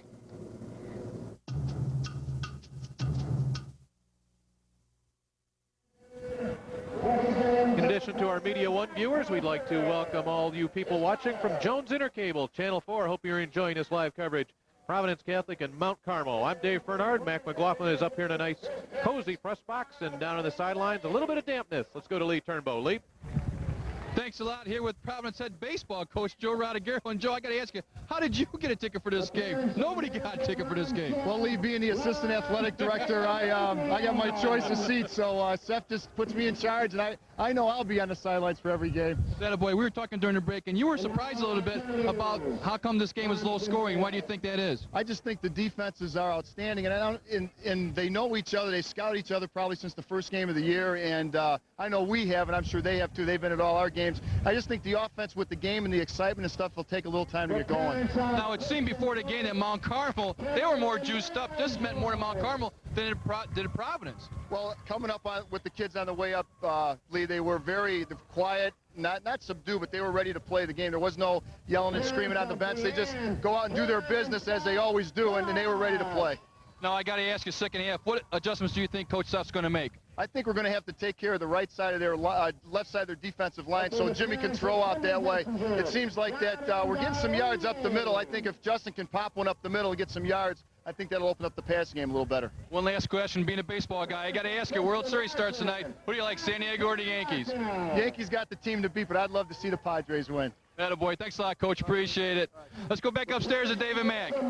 Thank you very much, Lee. Joe Rodriguez will make his way across the field. In fact, he makes his way right straight across the field. Big crowd here tonight. Some had tickets, some did not, but it didn't matter. They're enjoying this one, and we hope you are too. One half of play is in the books. We're looking for half number 2 to start in a matter of moments. No score. Celtics Caravan on Media One.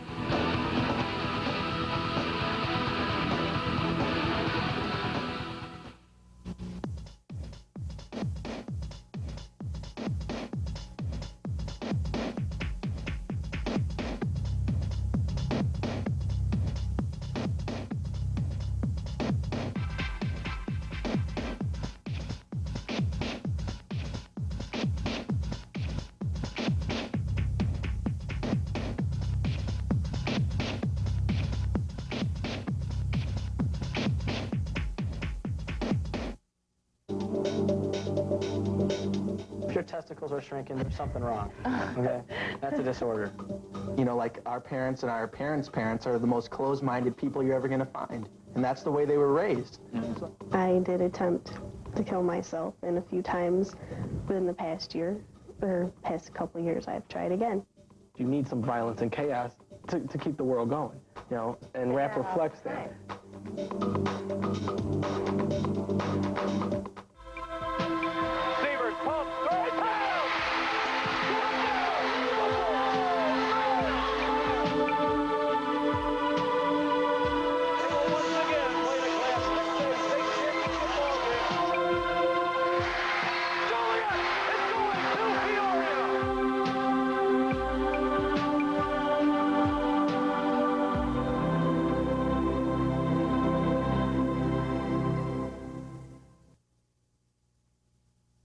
When I play ball, I love playing against the smoker. Wheezing and coughing, colors changing in their face. They can't even talk trash, they're so winded. Don't know what these guys are thinking, man. The money players today, they don't smoke. You smoke, you can't breathe. You can't breathe, you can't run. You can't run, you can't win. Yo, you getting all of this? I'm not talking trash, man. I'm talking truth. That's fine. I got him.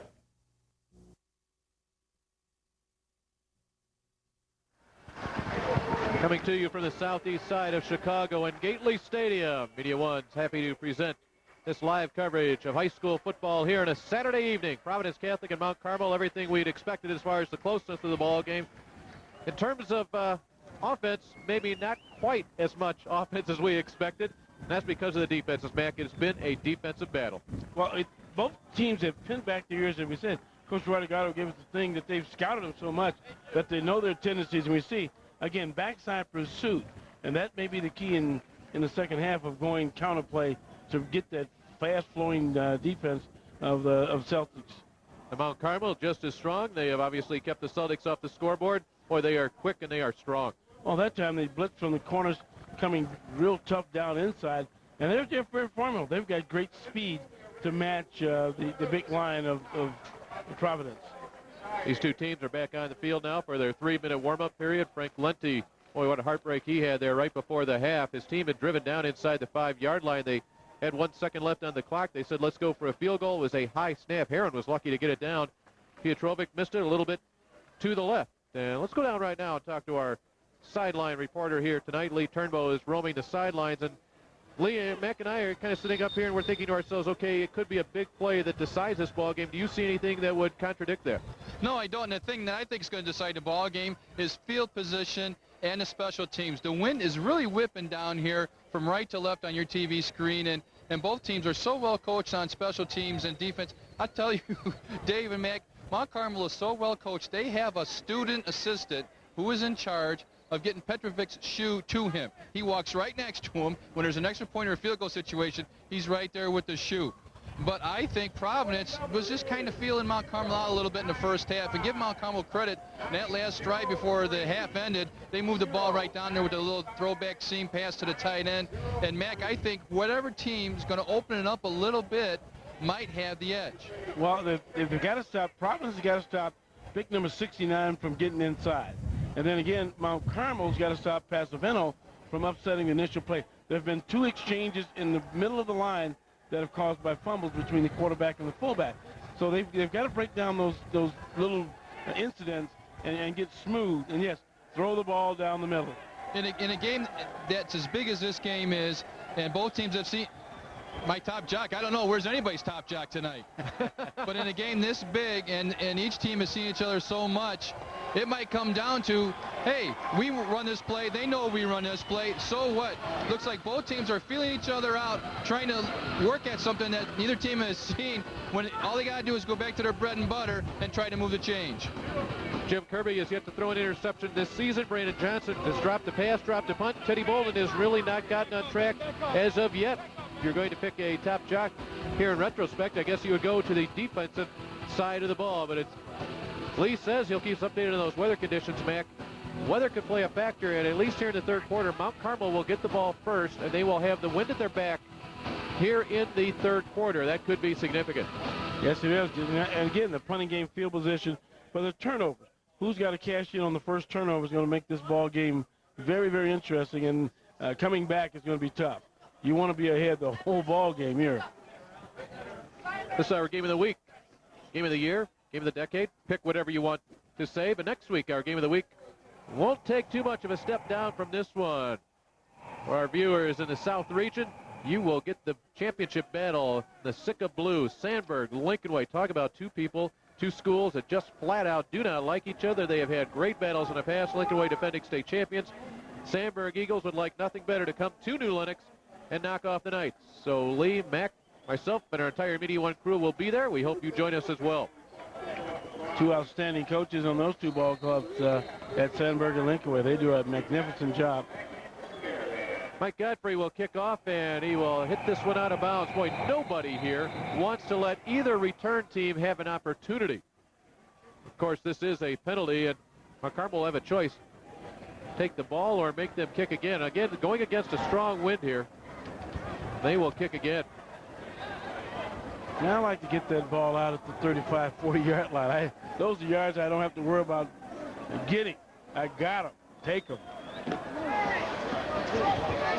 Are these two teams a little too concerned about the return game of the other? I think they've got to just open up and play the wide-open football game that they play when they play St. Pat's and St. Vitus and the other teams that they play in their league.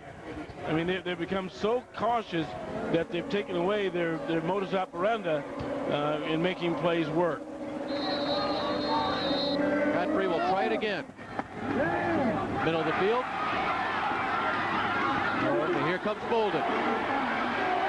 Bolden looking to turn it up, or make that Bond, rather, Octavius Bond, coming right at you, and he ran a long ways in terms of distance, but in terms of yardage, he only gets it out to the 33-yard line. Octavius Bond showing that great speed. Shan Summers should get an A+ for that coverage.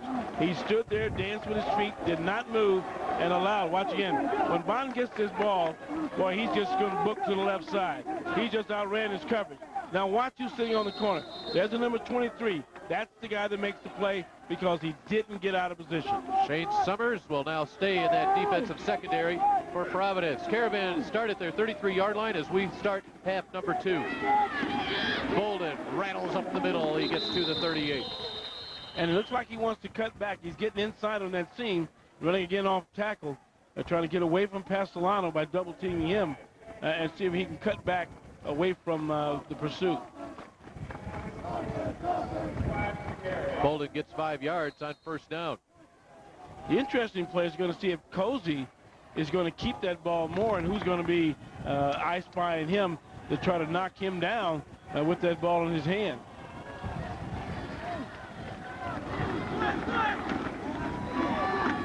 Smith with the carry. Hit immediately that time by Brendan Cavanaugh, and then drags Cavanaugh a couple of yards to the 42. So it'll be 3rd down and short now for Mount Carmel. You don't know how tough number 76 is. Let me tell you, the center and the guard just blocked him to the ground. He got up, spun out on his knees, and was in on that tackle at 160 pounds. Now, I mean, we keep talking about his size. I think his heart is big as his whole body. Nick Pasolano almost did not come out for football this season. Thought he'd concentrate on wrestling. It's a good thing he decided to stay with football. Ball on the ground. Smith will gather it, and down he goes. A loss on the play. If you're a Mount Carmel fan, you're happy he picked it up, but then not so happy that he slipped. It will be punting time. And we talked about that, you know, I was saying, what are they going to do with Cozy? You know, he only pitched the ball twice in the first half. And on that play, because of the outside containment, watch again, he slides down. Number 41 is right there, and the ball just goes over his head. And there's that wet turf. Boy, talk about respect for Pietrovic in the win. Pietrovic will kick this ball to 20, and 60 yards downfield is where Lokank and Johnson are standing.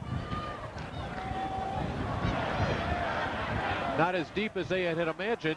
They will bound out of bounds.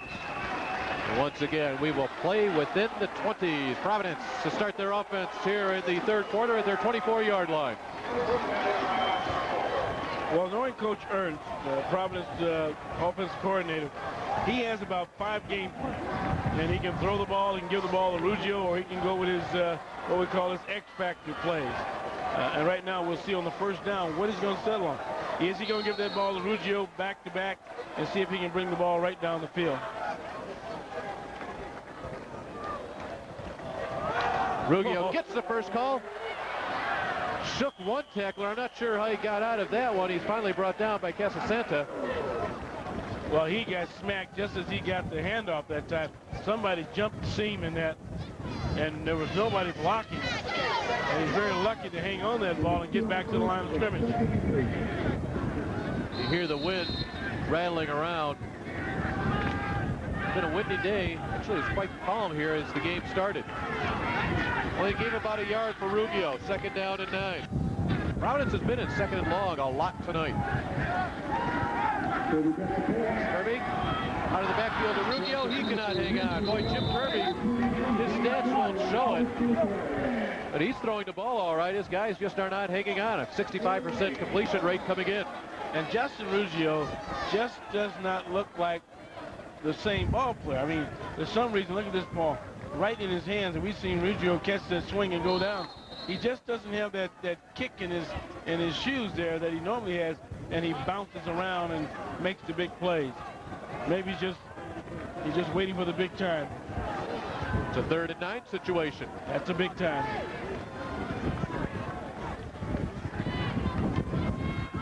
Ruggiero gets it. Short of the first down. Again, the linebacker in pursuit. Casasana, number 60, rolls off that pile. Also help there from Dan Turney, number 43. This conservatism, you can take it to the British Parliament. I gotta, you can just throw it out, you know. We can go back to our own Parliament. We can really see some battles. And like they throw the books out, I think those guys should just go and just stop piddling around, because they're going to make themselves get into position for a mistake. But I'm up here, and two of the winningest coaches in the history of football are down there. Wilson back. This will be the 12th punt of the evening for these two teams.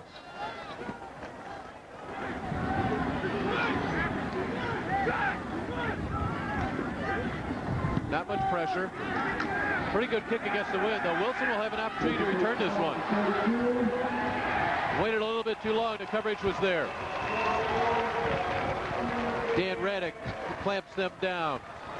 Mount Carmel here in the Catholic Metro Blue Conference this year. They have won every conference they have been in, no matter what it's been, here in the 90s. And this is how it looks for them this season. We had that first game for you here on Media One, the 21-10 win over Joliet Catholic Academy. And then you just see how they rolled right on through. They finish up next week against De La Salle.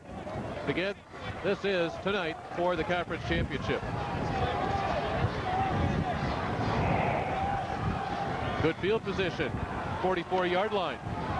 No one underneath again. That's where the tight end is wide open. Option to give. Up the middle. Smith, the hard-running back. One of those old-time Catholic League type players. Just pounds you in there.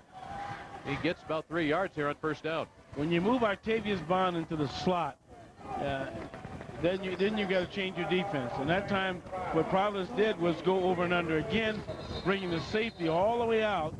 And there's no one down the middle. Now they'll back it up with a linebacker, but if you shoot that tight end down the middle, it's going to be tough for the linebacker to cover him.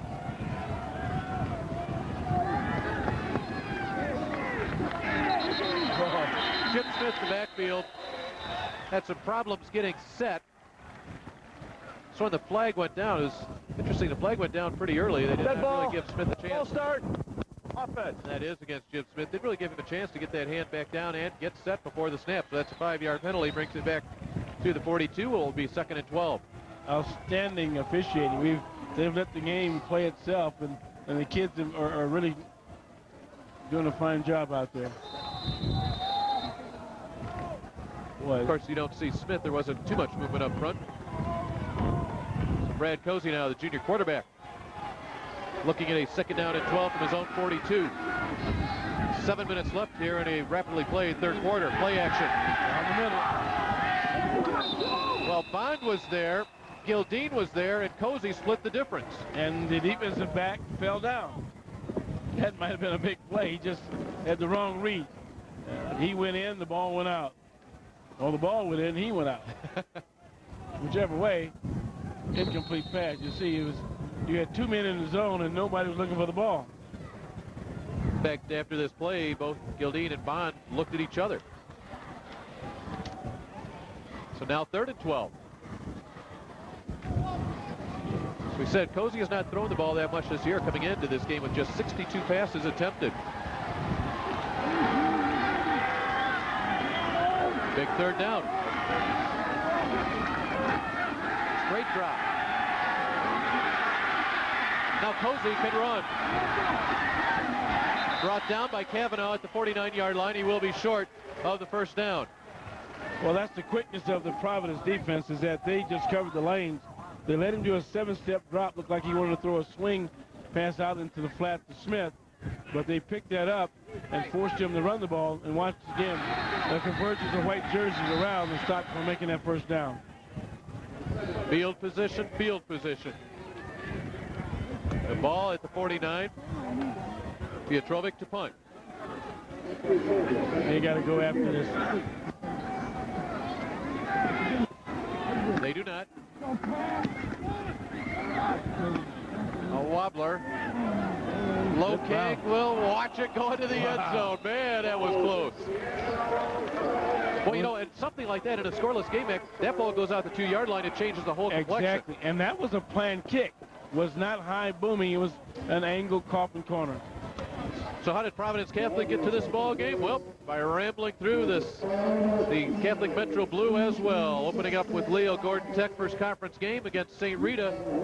Then that thriller, an absolutely fabulous game last week. 41-38 overtime win over Loyola Academy, which set up this evening's game. Now the Celtics are set up at their own 20. 6:05 left in the third quarter. We still have no score. Kirby, play action. Chase, drop. Big ball. Brendan Curran tracked him down all the way. Well, he's got to get that ball out. He's got to throw that ball into the nickel seats over there. And that time, Brendan Curran was all over him. And that's a big loss. 5 yards on the loss, back to the 15-yard line. This will set up a second down and 15. Brendan Curran, one of the middle linebackers, 6'2", 205, senior. Good speed. He was flying, and Kirby was kind of just sitting around on that one.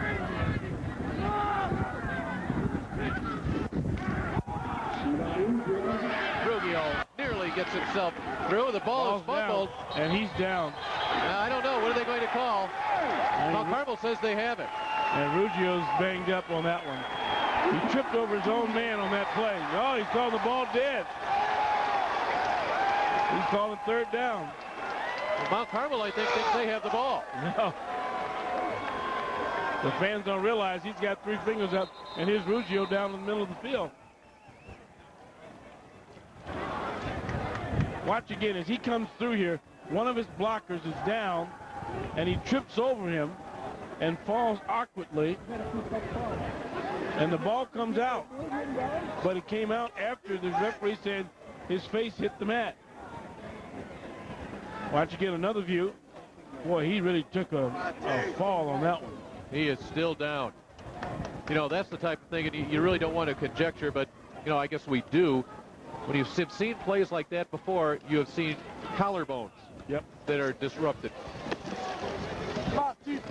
And this is where the great conditioning and the buying the extra pad help. And we see great for football that Justin Ruggio is getting up and walking off on his own accord. He wanted to go back into the game, but of course with the delay because of his injury, he has to come out for a play.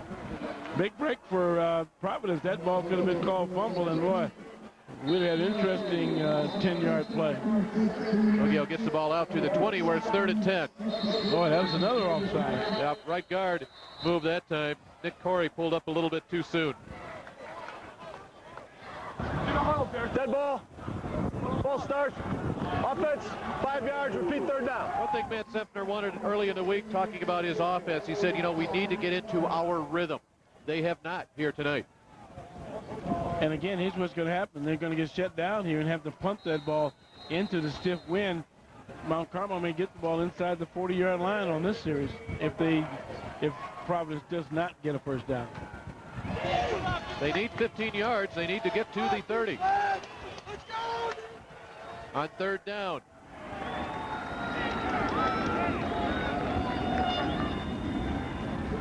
Oh, my goodness. Draw play goes nowhere. That's because Jerry Schumacher shot through there and dropped Ryan Moody.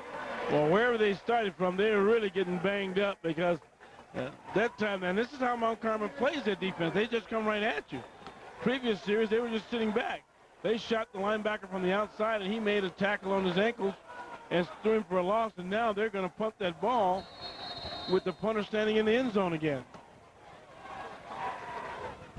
Flynn continues to back up here in the 3rd quarter.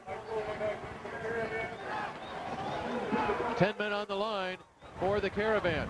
Everything's got to work right. Good snap, good catch, good kick, good throw. It's a good snap. Oh, look at that ball. Not a good kick. Oh.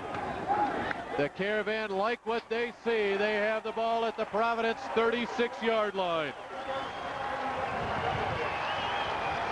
Well, if you got some up your sleeve to score, it's about time because Providence is in the hole, and Mount Carmel's dominated this quarter somewhat. And Providence has been known to come back, so Carmel better stuff one in if they want to win this ball game.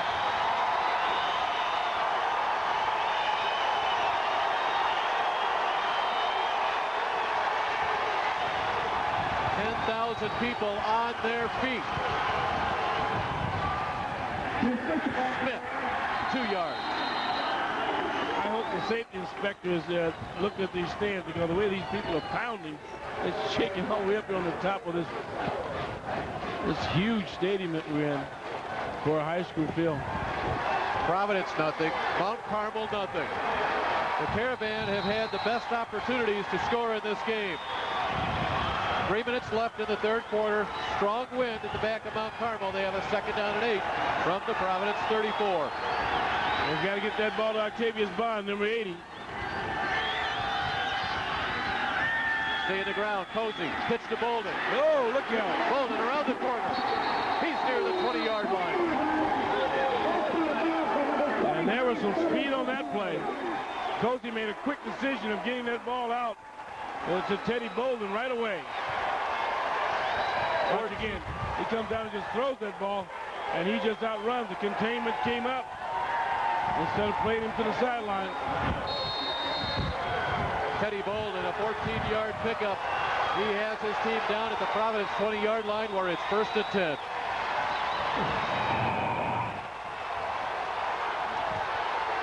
Bolden again. Bolden still on his feet.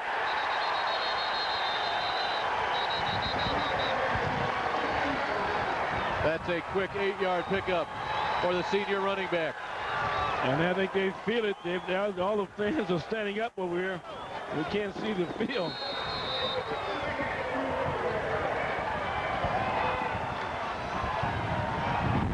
Great running by Bolden. 2nd and 2.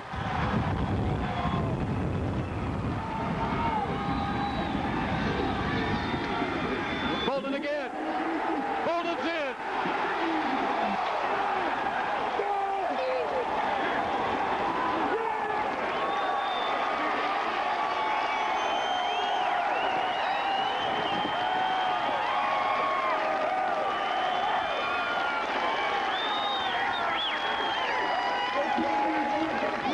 If you play with mistakes, things will happen. And speed kills. Teddy Bolden just found a seam in that defense of the Celtics, and boy, before they can look up, he was dancing in that end zone. Our first score of the game comes with 2 minutes and 3 seconds to play in the third quarter. Now Pietrovic on to attempt the extra point.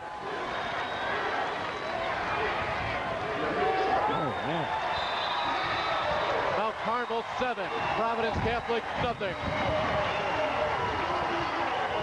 Well, we said someone had to score, and Mount Carmel got the break they needed and used it. The break they got was field position at the 36-yard line, but a 14-yard run, and then this 12-yard touchdown run from Teddy Bolden. Our first points on the board, and it belongs to the Caravan.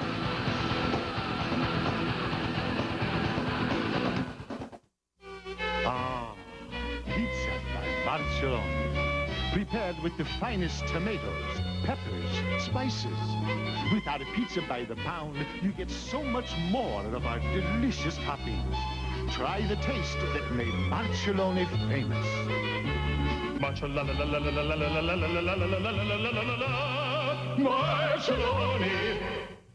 Call your local Pizza by Marshaloni location today. Teddy Bolden's 10th touchdown run of the season has given Mount Carmel a 7-0 lead. In fact, it was Bolden's 14-yard run that really sparked Mount Carmel.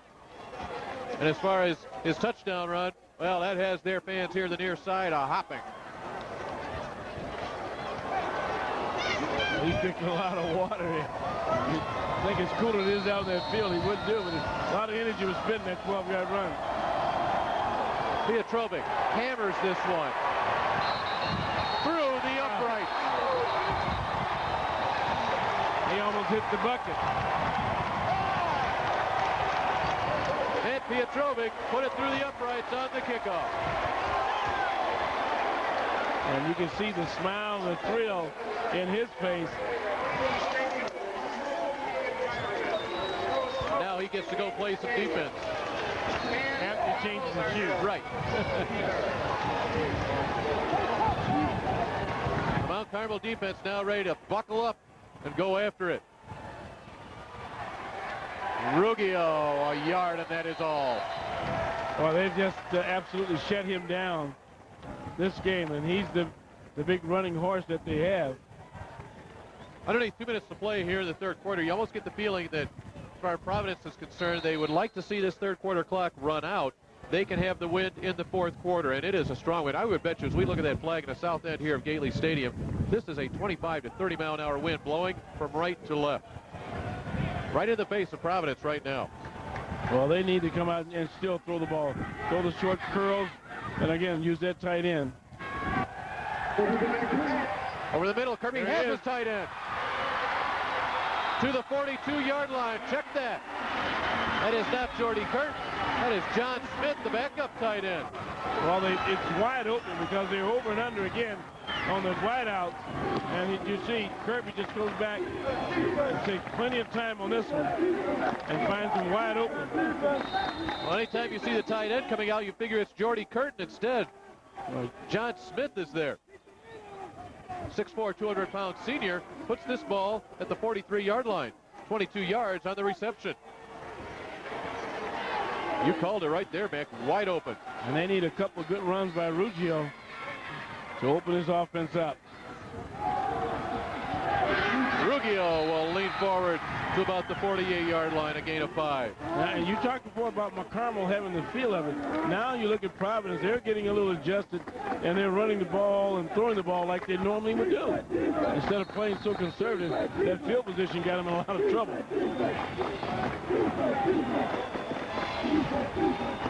Second down and 5.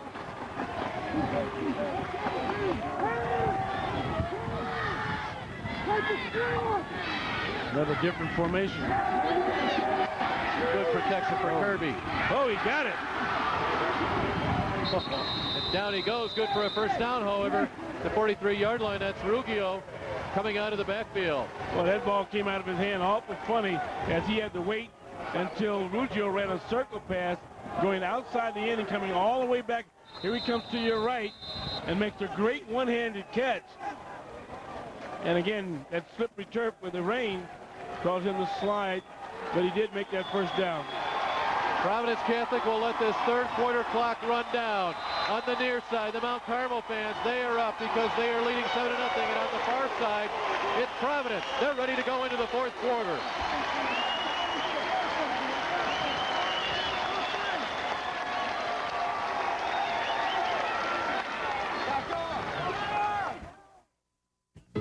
There he is. You bring the goods? I got it. Is it the good stuff?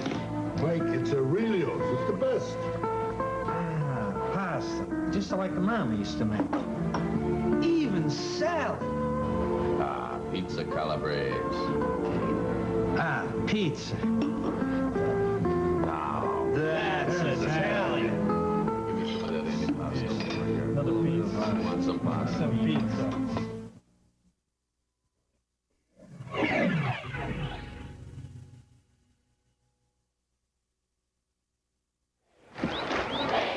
Enjoying this one? We are. Welcome back to Gately Stadium on the southeast side of Chicago. I'm Dave Bernhardt. Matt McLaughlin sitting alongside Lee Turnbow along the sidelines. And Media One Sports, happy that you have joined us for this live coverage of a game that has absolutely lived up to its billing.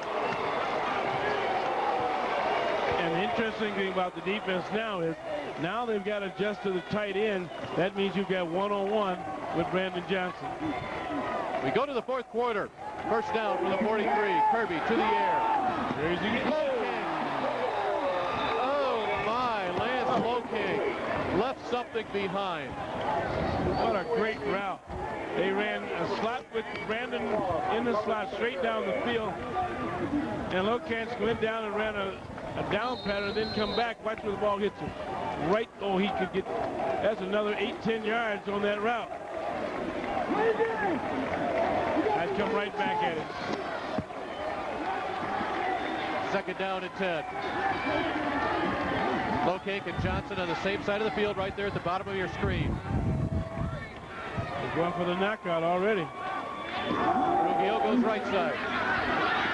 Ruggiero slips a tackle and he is running hard. That man may be hurt, but he is letting it all loose here right now. Well, that's the Justin Ruggiero that we've seen when he was a 2,000-yard runner last year. He gets hit, he spins, and he dives and rolls out and makes more yardage. The first initial hit you see on him, he's always hit about 3 or 4 yards in, and then he just horses the ball for another 4 or 5 yards. Justin Ruggiero averaging 7.7 yards per carry this year. Came in with over 1,100 yards. The least yards he's gained in a game this year has been 95. He's had 2 games up over 220 yards. Big first down. They've got to get him. Third down and 3. Play action. Nearly picked off by Casasanta. He got greedy. Had he gone to the short man in the flat, his tight end, 81, was just sitting there. He had the first down. Watch again. He's going to fire the ball, but he threw it right back across the drain, trying to make Brandon Johnson get involved in the game. Well, they're all over him. Celtics will go for it here on 4th and 3. The ball is at the 36-yard line of Mount Carmel. Be interesting to see if Ruggiero gets that little pass out of the backfield, but he better hurry because those brown jerseys will be racing for that quarterback. 4th and 3. Here we go.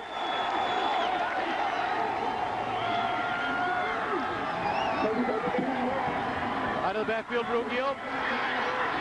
He will not get it. He will be short.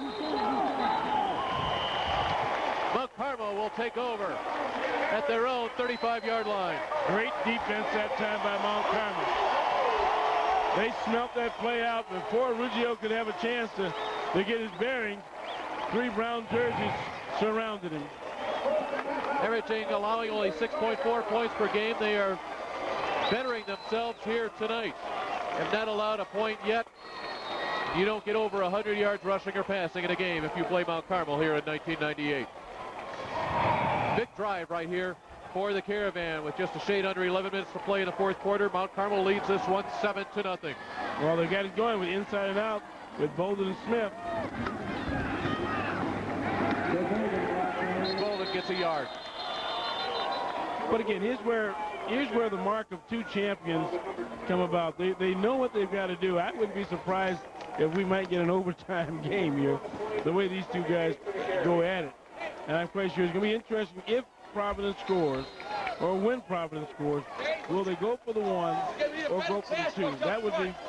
That's down the road. They've got to score first because Mount Carmel's playing an awful good ball game. I was going to say, if you're going to ask those guys, we saw there moments ago, they don't plan on having Providence scoring.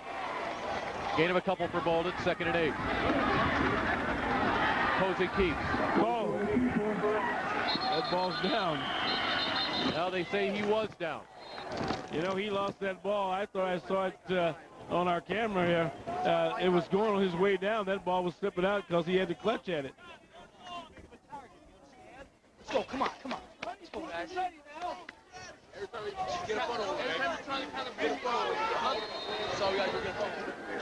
The gain for Cozy is to the 39-yard line. 3-yard pickup. It's 3rd down and a short 6. And you watch as the Providence defense are making tackles. They're reaching for that ball. They're trying to strip that ball out and create something right now because that clock is working against them. Well, let's see if Cozy will go to the air here on 3rd and 6. He does. He has time. He'll be short of the 1st down. Be about a yard short. Boy, that would have been big. Yes, it would have been. Another 3 or 4 minutes of running the ball, and the offense is saying go for it. Coach Lindsay says, nah, nope. I don't think so. Let's put that ball and see what we can do with our defense. Now Pietrovic will punt against the wind. Remember now, he's had 2 high snaps on extra points and low snaps on the punt. So I would say someone's got to go angling at him one of these times. Good snap. Not a bad. You saw how the wind knocked that one down. But yet the roll is there. Providence 79 yards away from a tying score. These two teams came in awfully hyped. That's because everybody knows how good they are, but it also means what you're seeing right there. Sun-Times and the Tribune, Chicago newspapers, 1-4. USA Today considers Mount Carmel the 4th best team in the Midwest and the 19th best team in the country. Who's the other 3 teams ahead of Providence?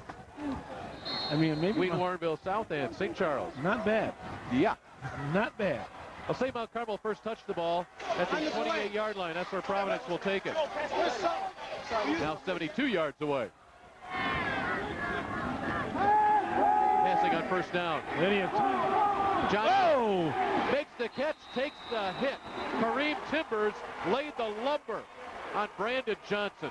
Forgive me for screaming, but I thought there was going to be a pick. If that ball had stayed up another count, the safety was coming up and he had a beat on it.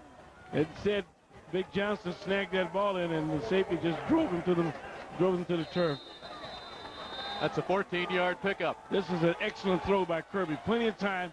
Throws a strike, and watch. As soon as he catches it, boy, he gets smacked right around the waist. First down from the 42. Good protection. Over the middle. Smith has it.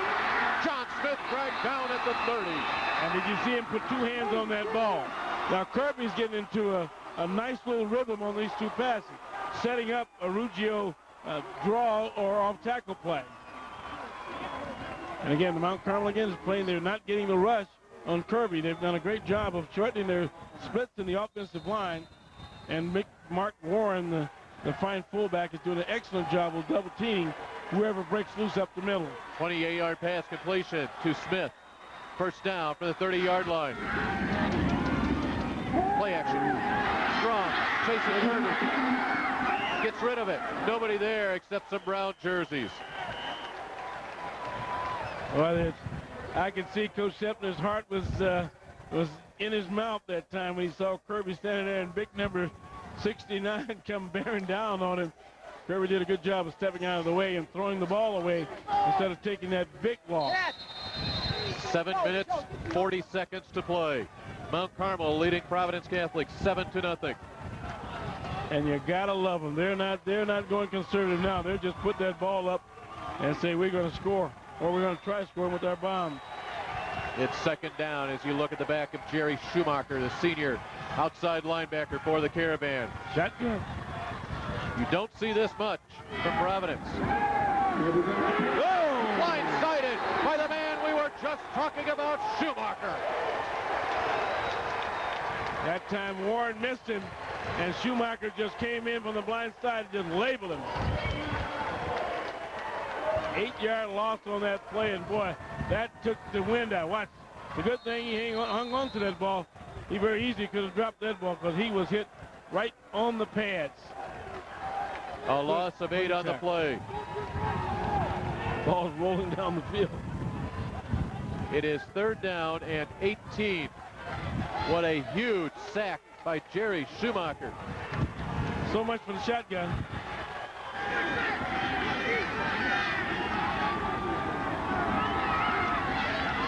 Good draw screen time.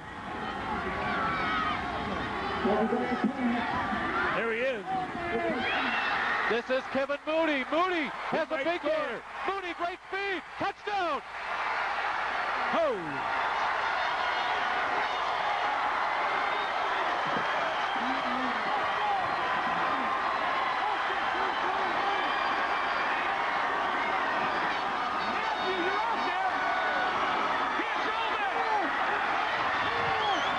If one side can do it, so can the other. And you see how the Providence fans just roared to their feet when they saw that great pass from Kirby and the outstanding run to the corner for the touchdown. Brian Moody. Out of nowhere, Providence Catholic calls the timeout with 6:36 to play in this game. They're within a point of tying this up, but Brian Moody comes into the backfield. The 5'7" senior makes just his 5th grab of the year, his first touchdown. What a run, and he had nobody that could catch him. Talk about quick feet. No one's in the zone. they ran again. That's the same pass that Ruggiero ran and made a first down on. This time they took Ruggiero out, put Mooney into that position, and Mooney, there was no one on that side of the field when he caught the ball. Now you see Ruggiero or Mooney's coming out of the backfield, and there he's coming across the screen, number 25. There's no one in there. It's just a matter, can he get to the end zone before the safety comes flying up at him? And he just danced in. Big touchdown. Let's go down to the sidelines now and Lee Turnbow. Lee. Thanks, Dave. The reason Providence calls timeout, whether they go to 1 or 2, with the wind in their back, Providence feels that if they go for 2, they can hold this lead, because this wind down here, Dave and Mac, is really something right now. How about this? 6:36 to play. Providence down a point. They go for 2. And remember, Ruggiero ran one off tackle against Loyola in overtime. There he is. Doesn't get it to him. Schumacher breaks it up. Great play by Schumacher, number 47. And again, this is an inside.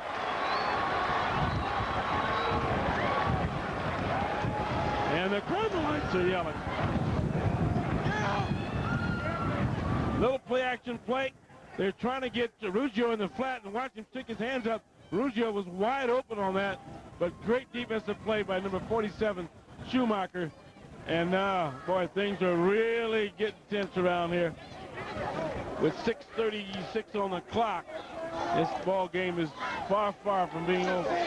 I like the call. I like the philosophy of going for 2 there. Excellent, excellent. You play a big-time game, you make big-time calls.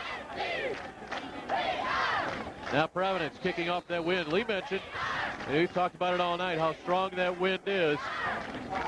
You can still count on your defense here. Well, Carmel fans, you know, Mac, you said they were cheering. Now their heart rates are returning to normal. That was a lot of excitement. We spent a whole half with just great defense. Then we come in this and we see play after play that's almost all the way at any time. Boy, it looks like they... Godfrey punches it down to the 10-yard line. Bond has it. Octavius Bond slips and goes down at about the 23.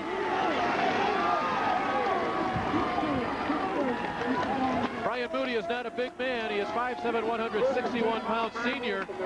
He can slip out of the backfield, Kirby, with the waiting under a little bit of pressure, and he finds a good job by Moody here to make sure he has the ball, turns, and I don't believe he believes how open he is. You know the best thing about it? Mooney's about 5'6". You know where the pass was? About 5'4". Had it been to a taller guy, then he has to bend down. You know, things are in there. He threw the perfect pass. Dave Ernst coaching his offense, wanting another shot at it.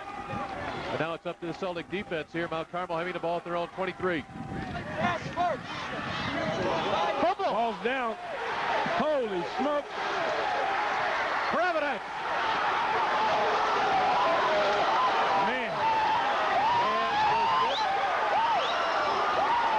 Does this remind you of state championship games that Providence Catholic has been involved in late in the game on sometimes damp evenings?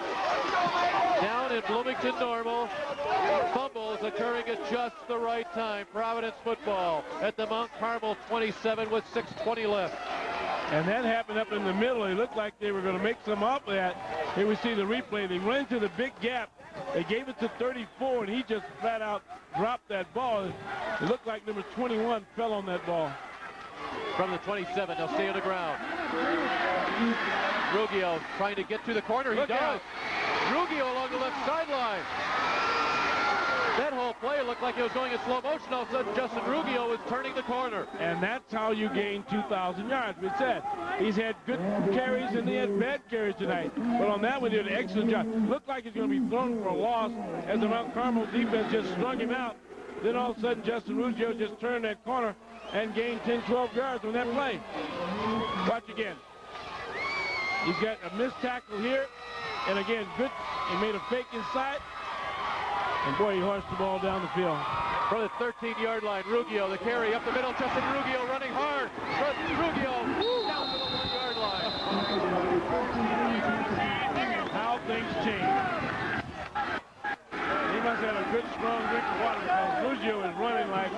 man possessed. And an inner drive is taking over right now for Providence Catholic. The ball is at the 2-yard line of Mount Carmel. It will be first and goal from there. Providence down by a point. We hit the midway point of the fourth quarter. And guess who's going to get this ball?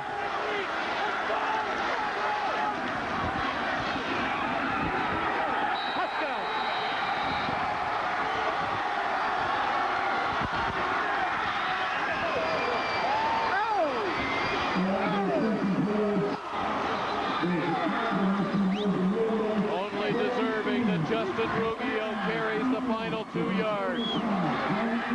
And Brandon Curran, the outstanding linebacker, is down in the end zone. Providence on top, 12-7.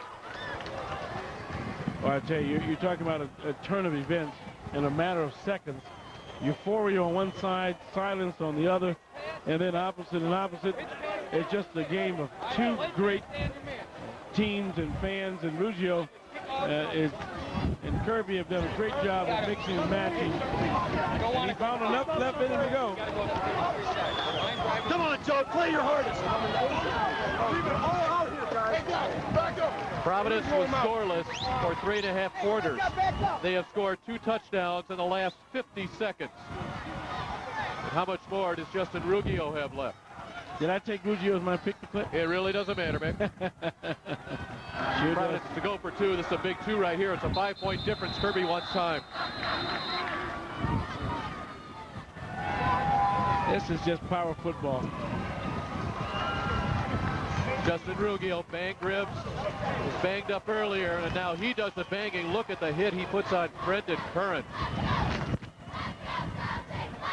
Providence sideline. Thanks, Dave. It was all Ruggiero on a touchdown play. The plays before, he wanted the ball over on the Providence sideline, talking to Providence. As soon as that turnover happened, he said, I want the football, give me the football, let's play Providence smash mouth football. That's exactly what they've done. And with 5:46 left to go in the ball game here, the win, I hate to belabor that point, Dave and Mac, but it is really blowing down here, and Providence can pin Mount Carmel back. And when you're a rushing team, when you run that offense that Mount Carmel does, it's very difficult to throw, especially in these weather conditions. Mount Carmel came into this game allowing only 14 points in the fourth quarter. They have allowed 12 here in a span of 50 seconds here in tonight's fourth quarter of action. Providence leads at 12-7. And that big missed extra point is going to be huge on the next drive. Providence is going to have to go for 2 again. They look to make up the difference here. Wide open. And it's a 14-7 game. Jordy Kurt with the 2-point conversion pass.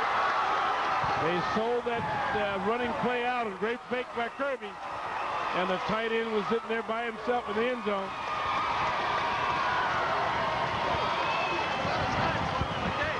(14-7), Providence. This game is not over, folks. Now, you see the green and white are doing a lot of jumping up and down. And that look on Coach Linton's face is of concern. But he knows what he has to do. Great fake to the tailback that time. And that's the old fall down by the tight end play. Get up and get in that end zone. Watch again. You see him coming out of the screen to your left there. There's no one around. 5 minutes and 46 seconds left to play here at a jam-packed Gately Stadium. Mount Carmel fighting for a conference championship, a championship that they have had every year in the 90s. Providence Catholic, their first year in the Catholic Metro Blue. The question was, can they defeat Mount Carmel? Max said, plenty of time left. Godfrey punches it down inside the 10. Wow. And disaster strikes. Don Dorham felt he had to make the grab. He slipped. It went out of bounds. And it can't get much tougher now for the man in brown. The wheels are falling off slightly. I think the kids are getting a little hype, more so to try to make things happen too quick. And Coach Lindy, watch again, we see number 33. He just flat out drops that ball. It hit him right in the numbers. But they pin him on the sideline again. Mount Carmel will have their worst field position to start a drive all night long at their 6-yard line with 5:43 left. Down by 7. Going against a 30-mile-an-hour wind. They've got Bond one-on-one, and he's 40 yards away. Bolden. Look out. Still on his feet. Still on his feet. There's no one over there. Bolden.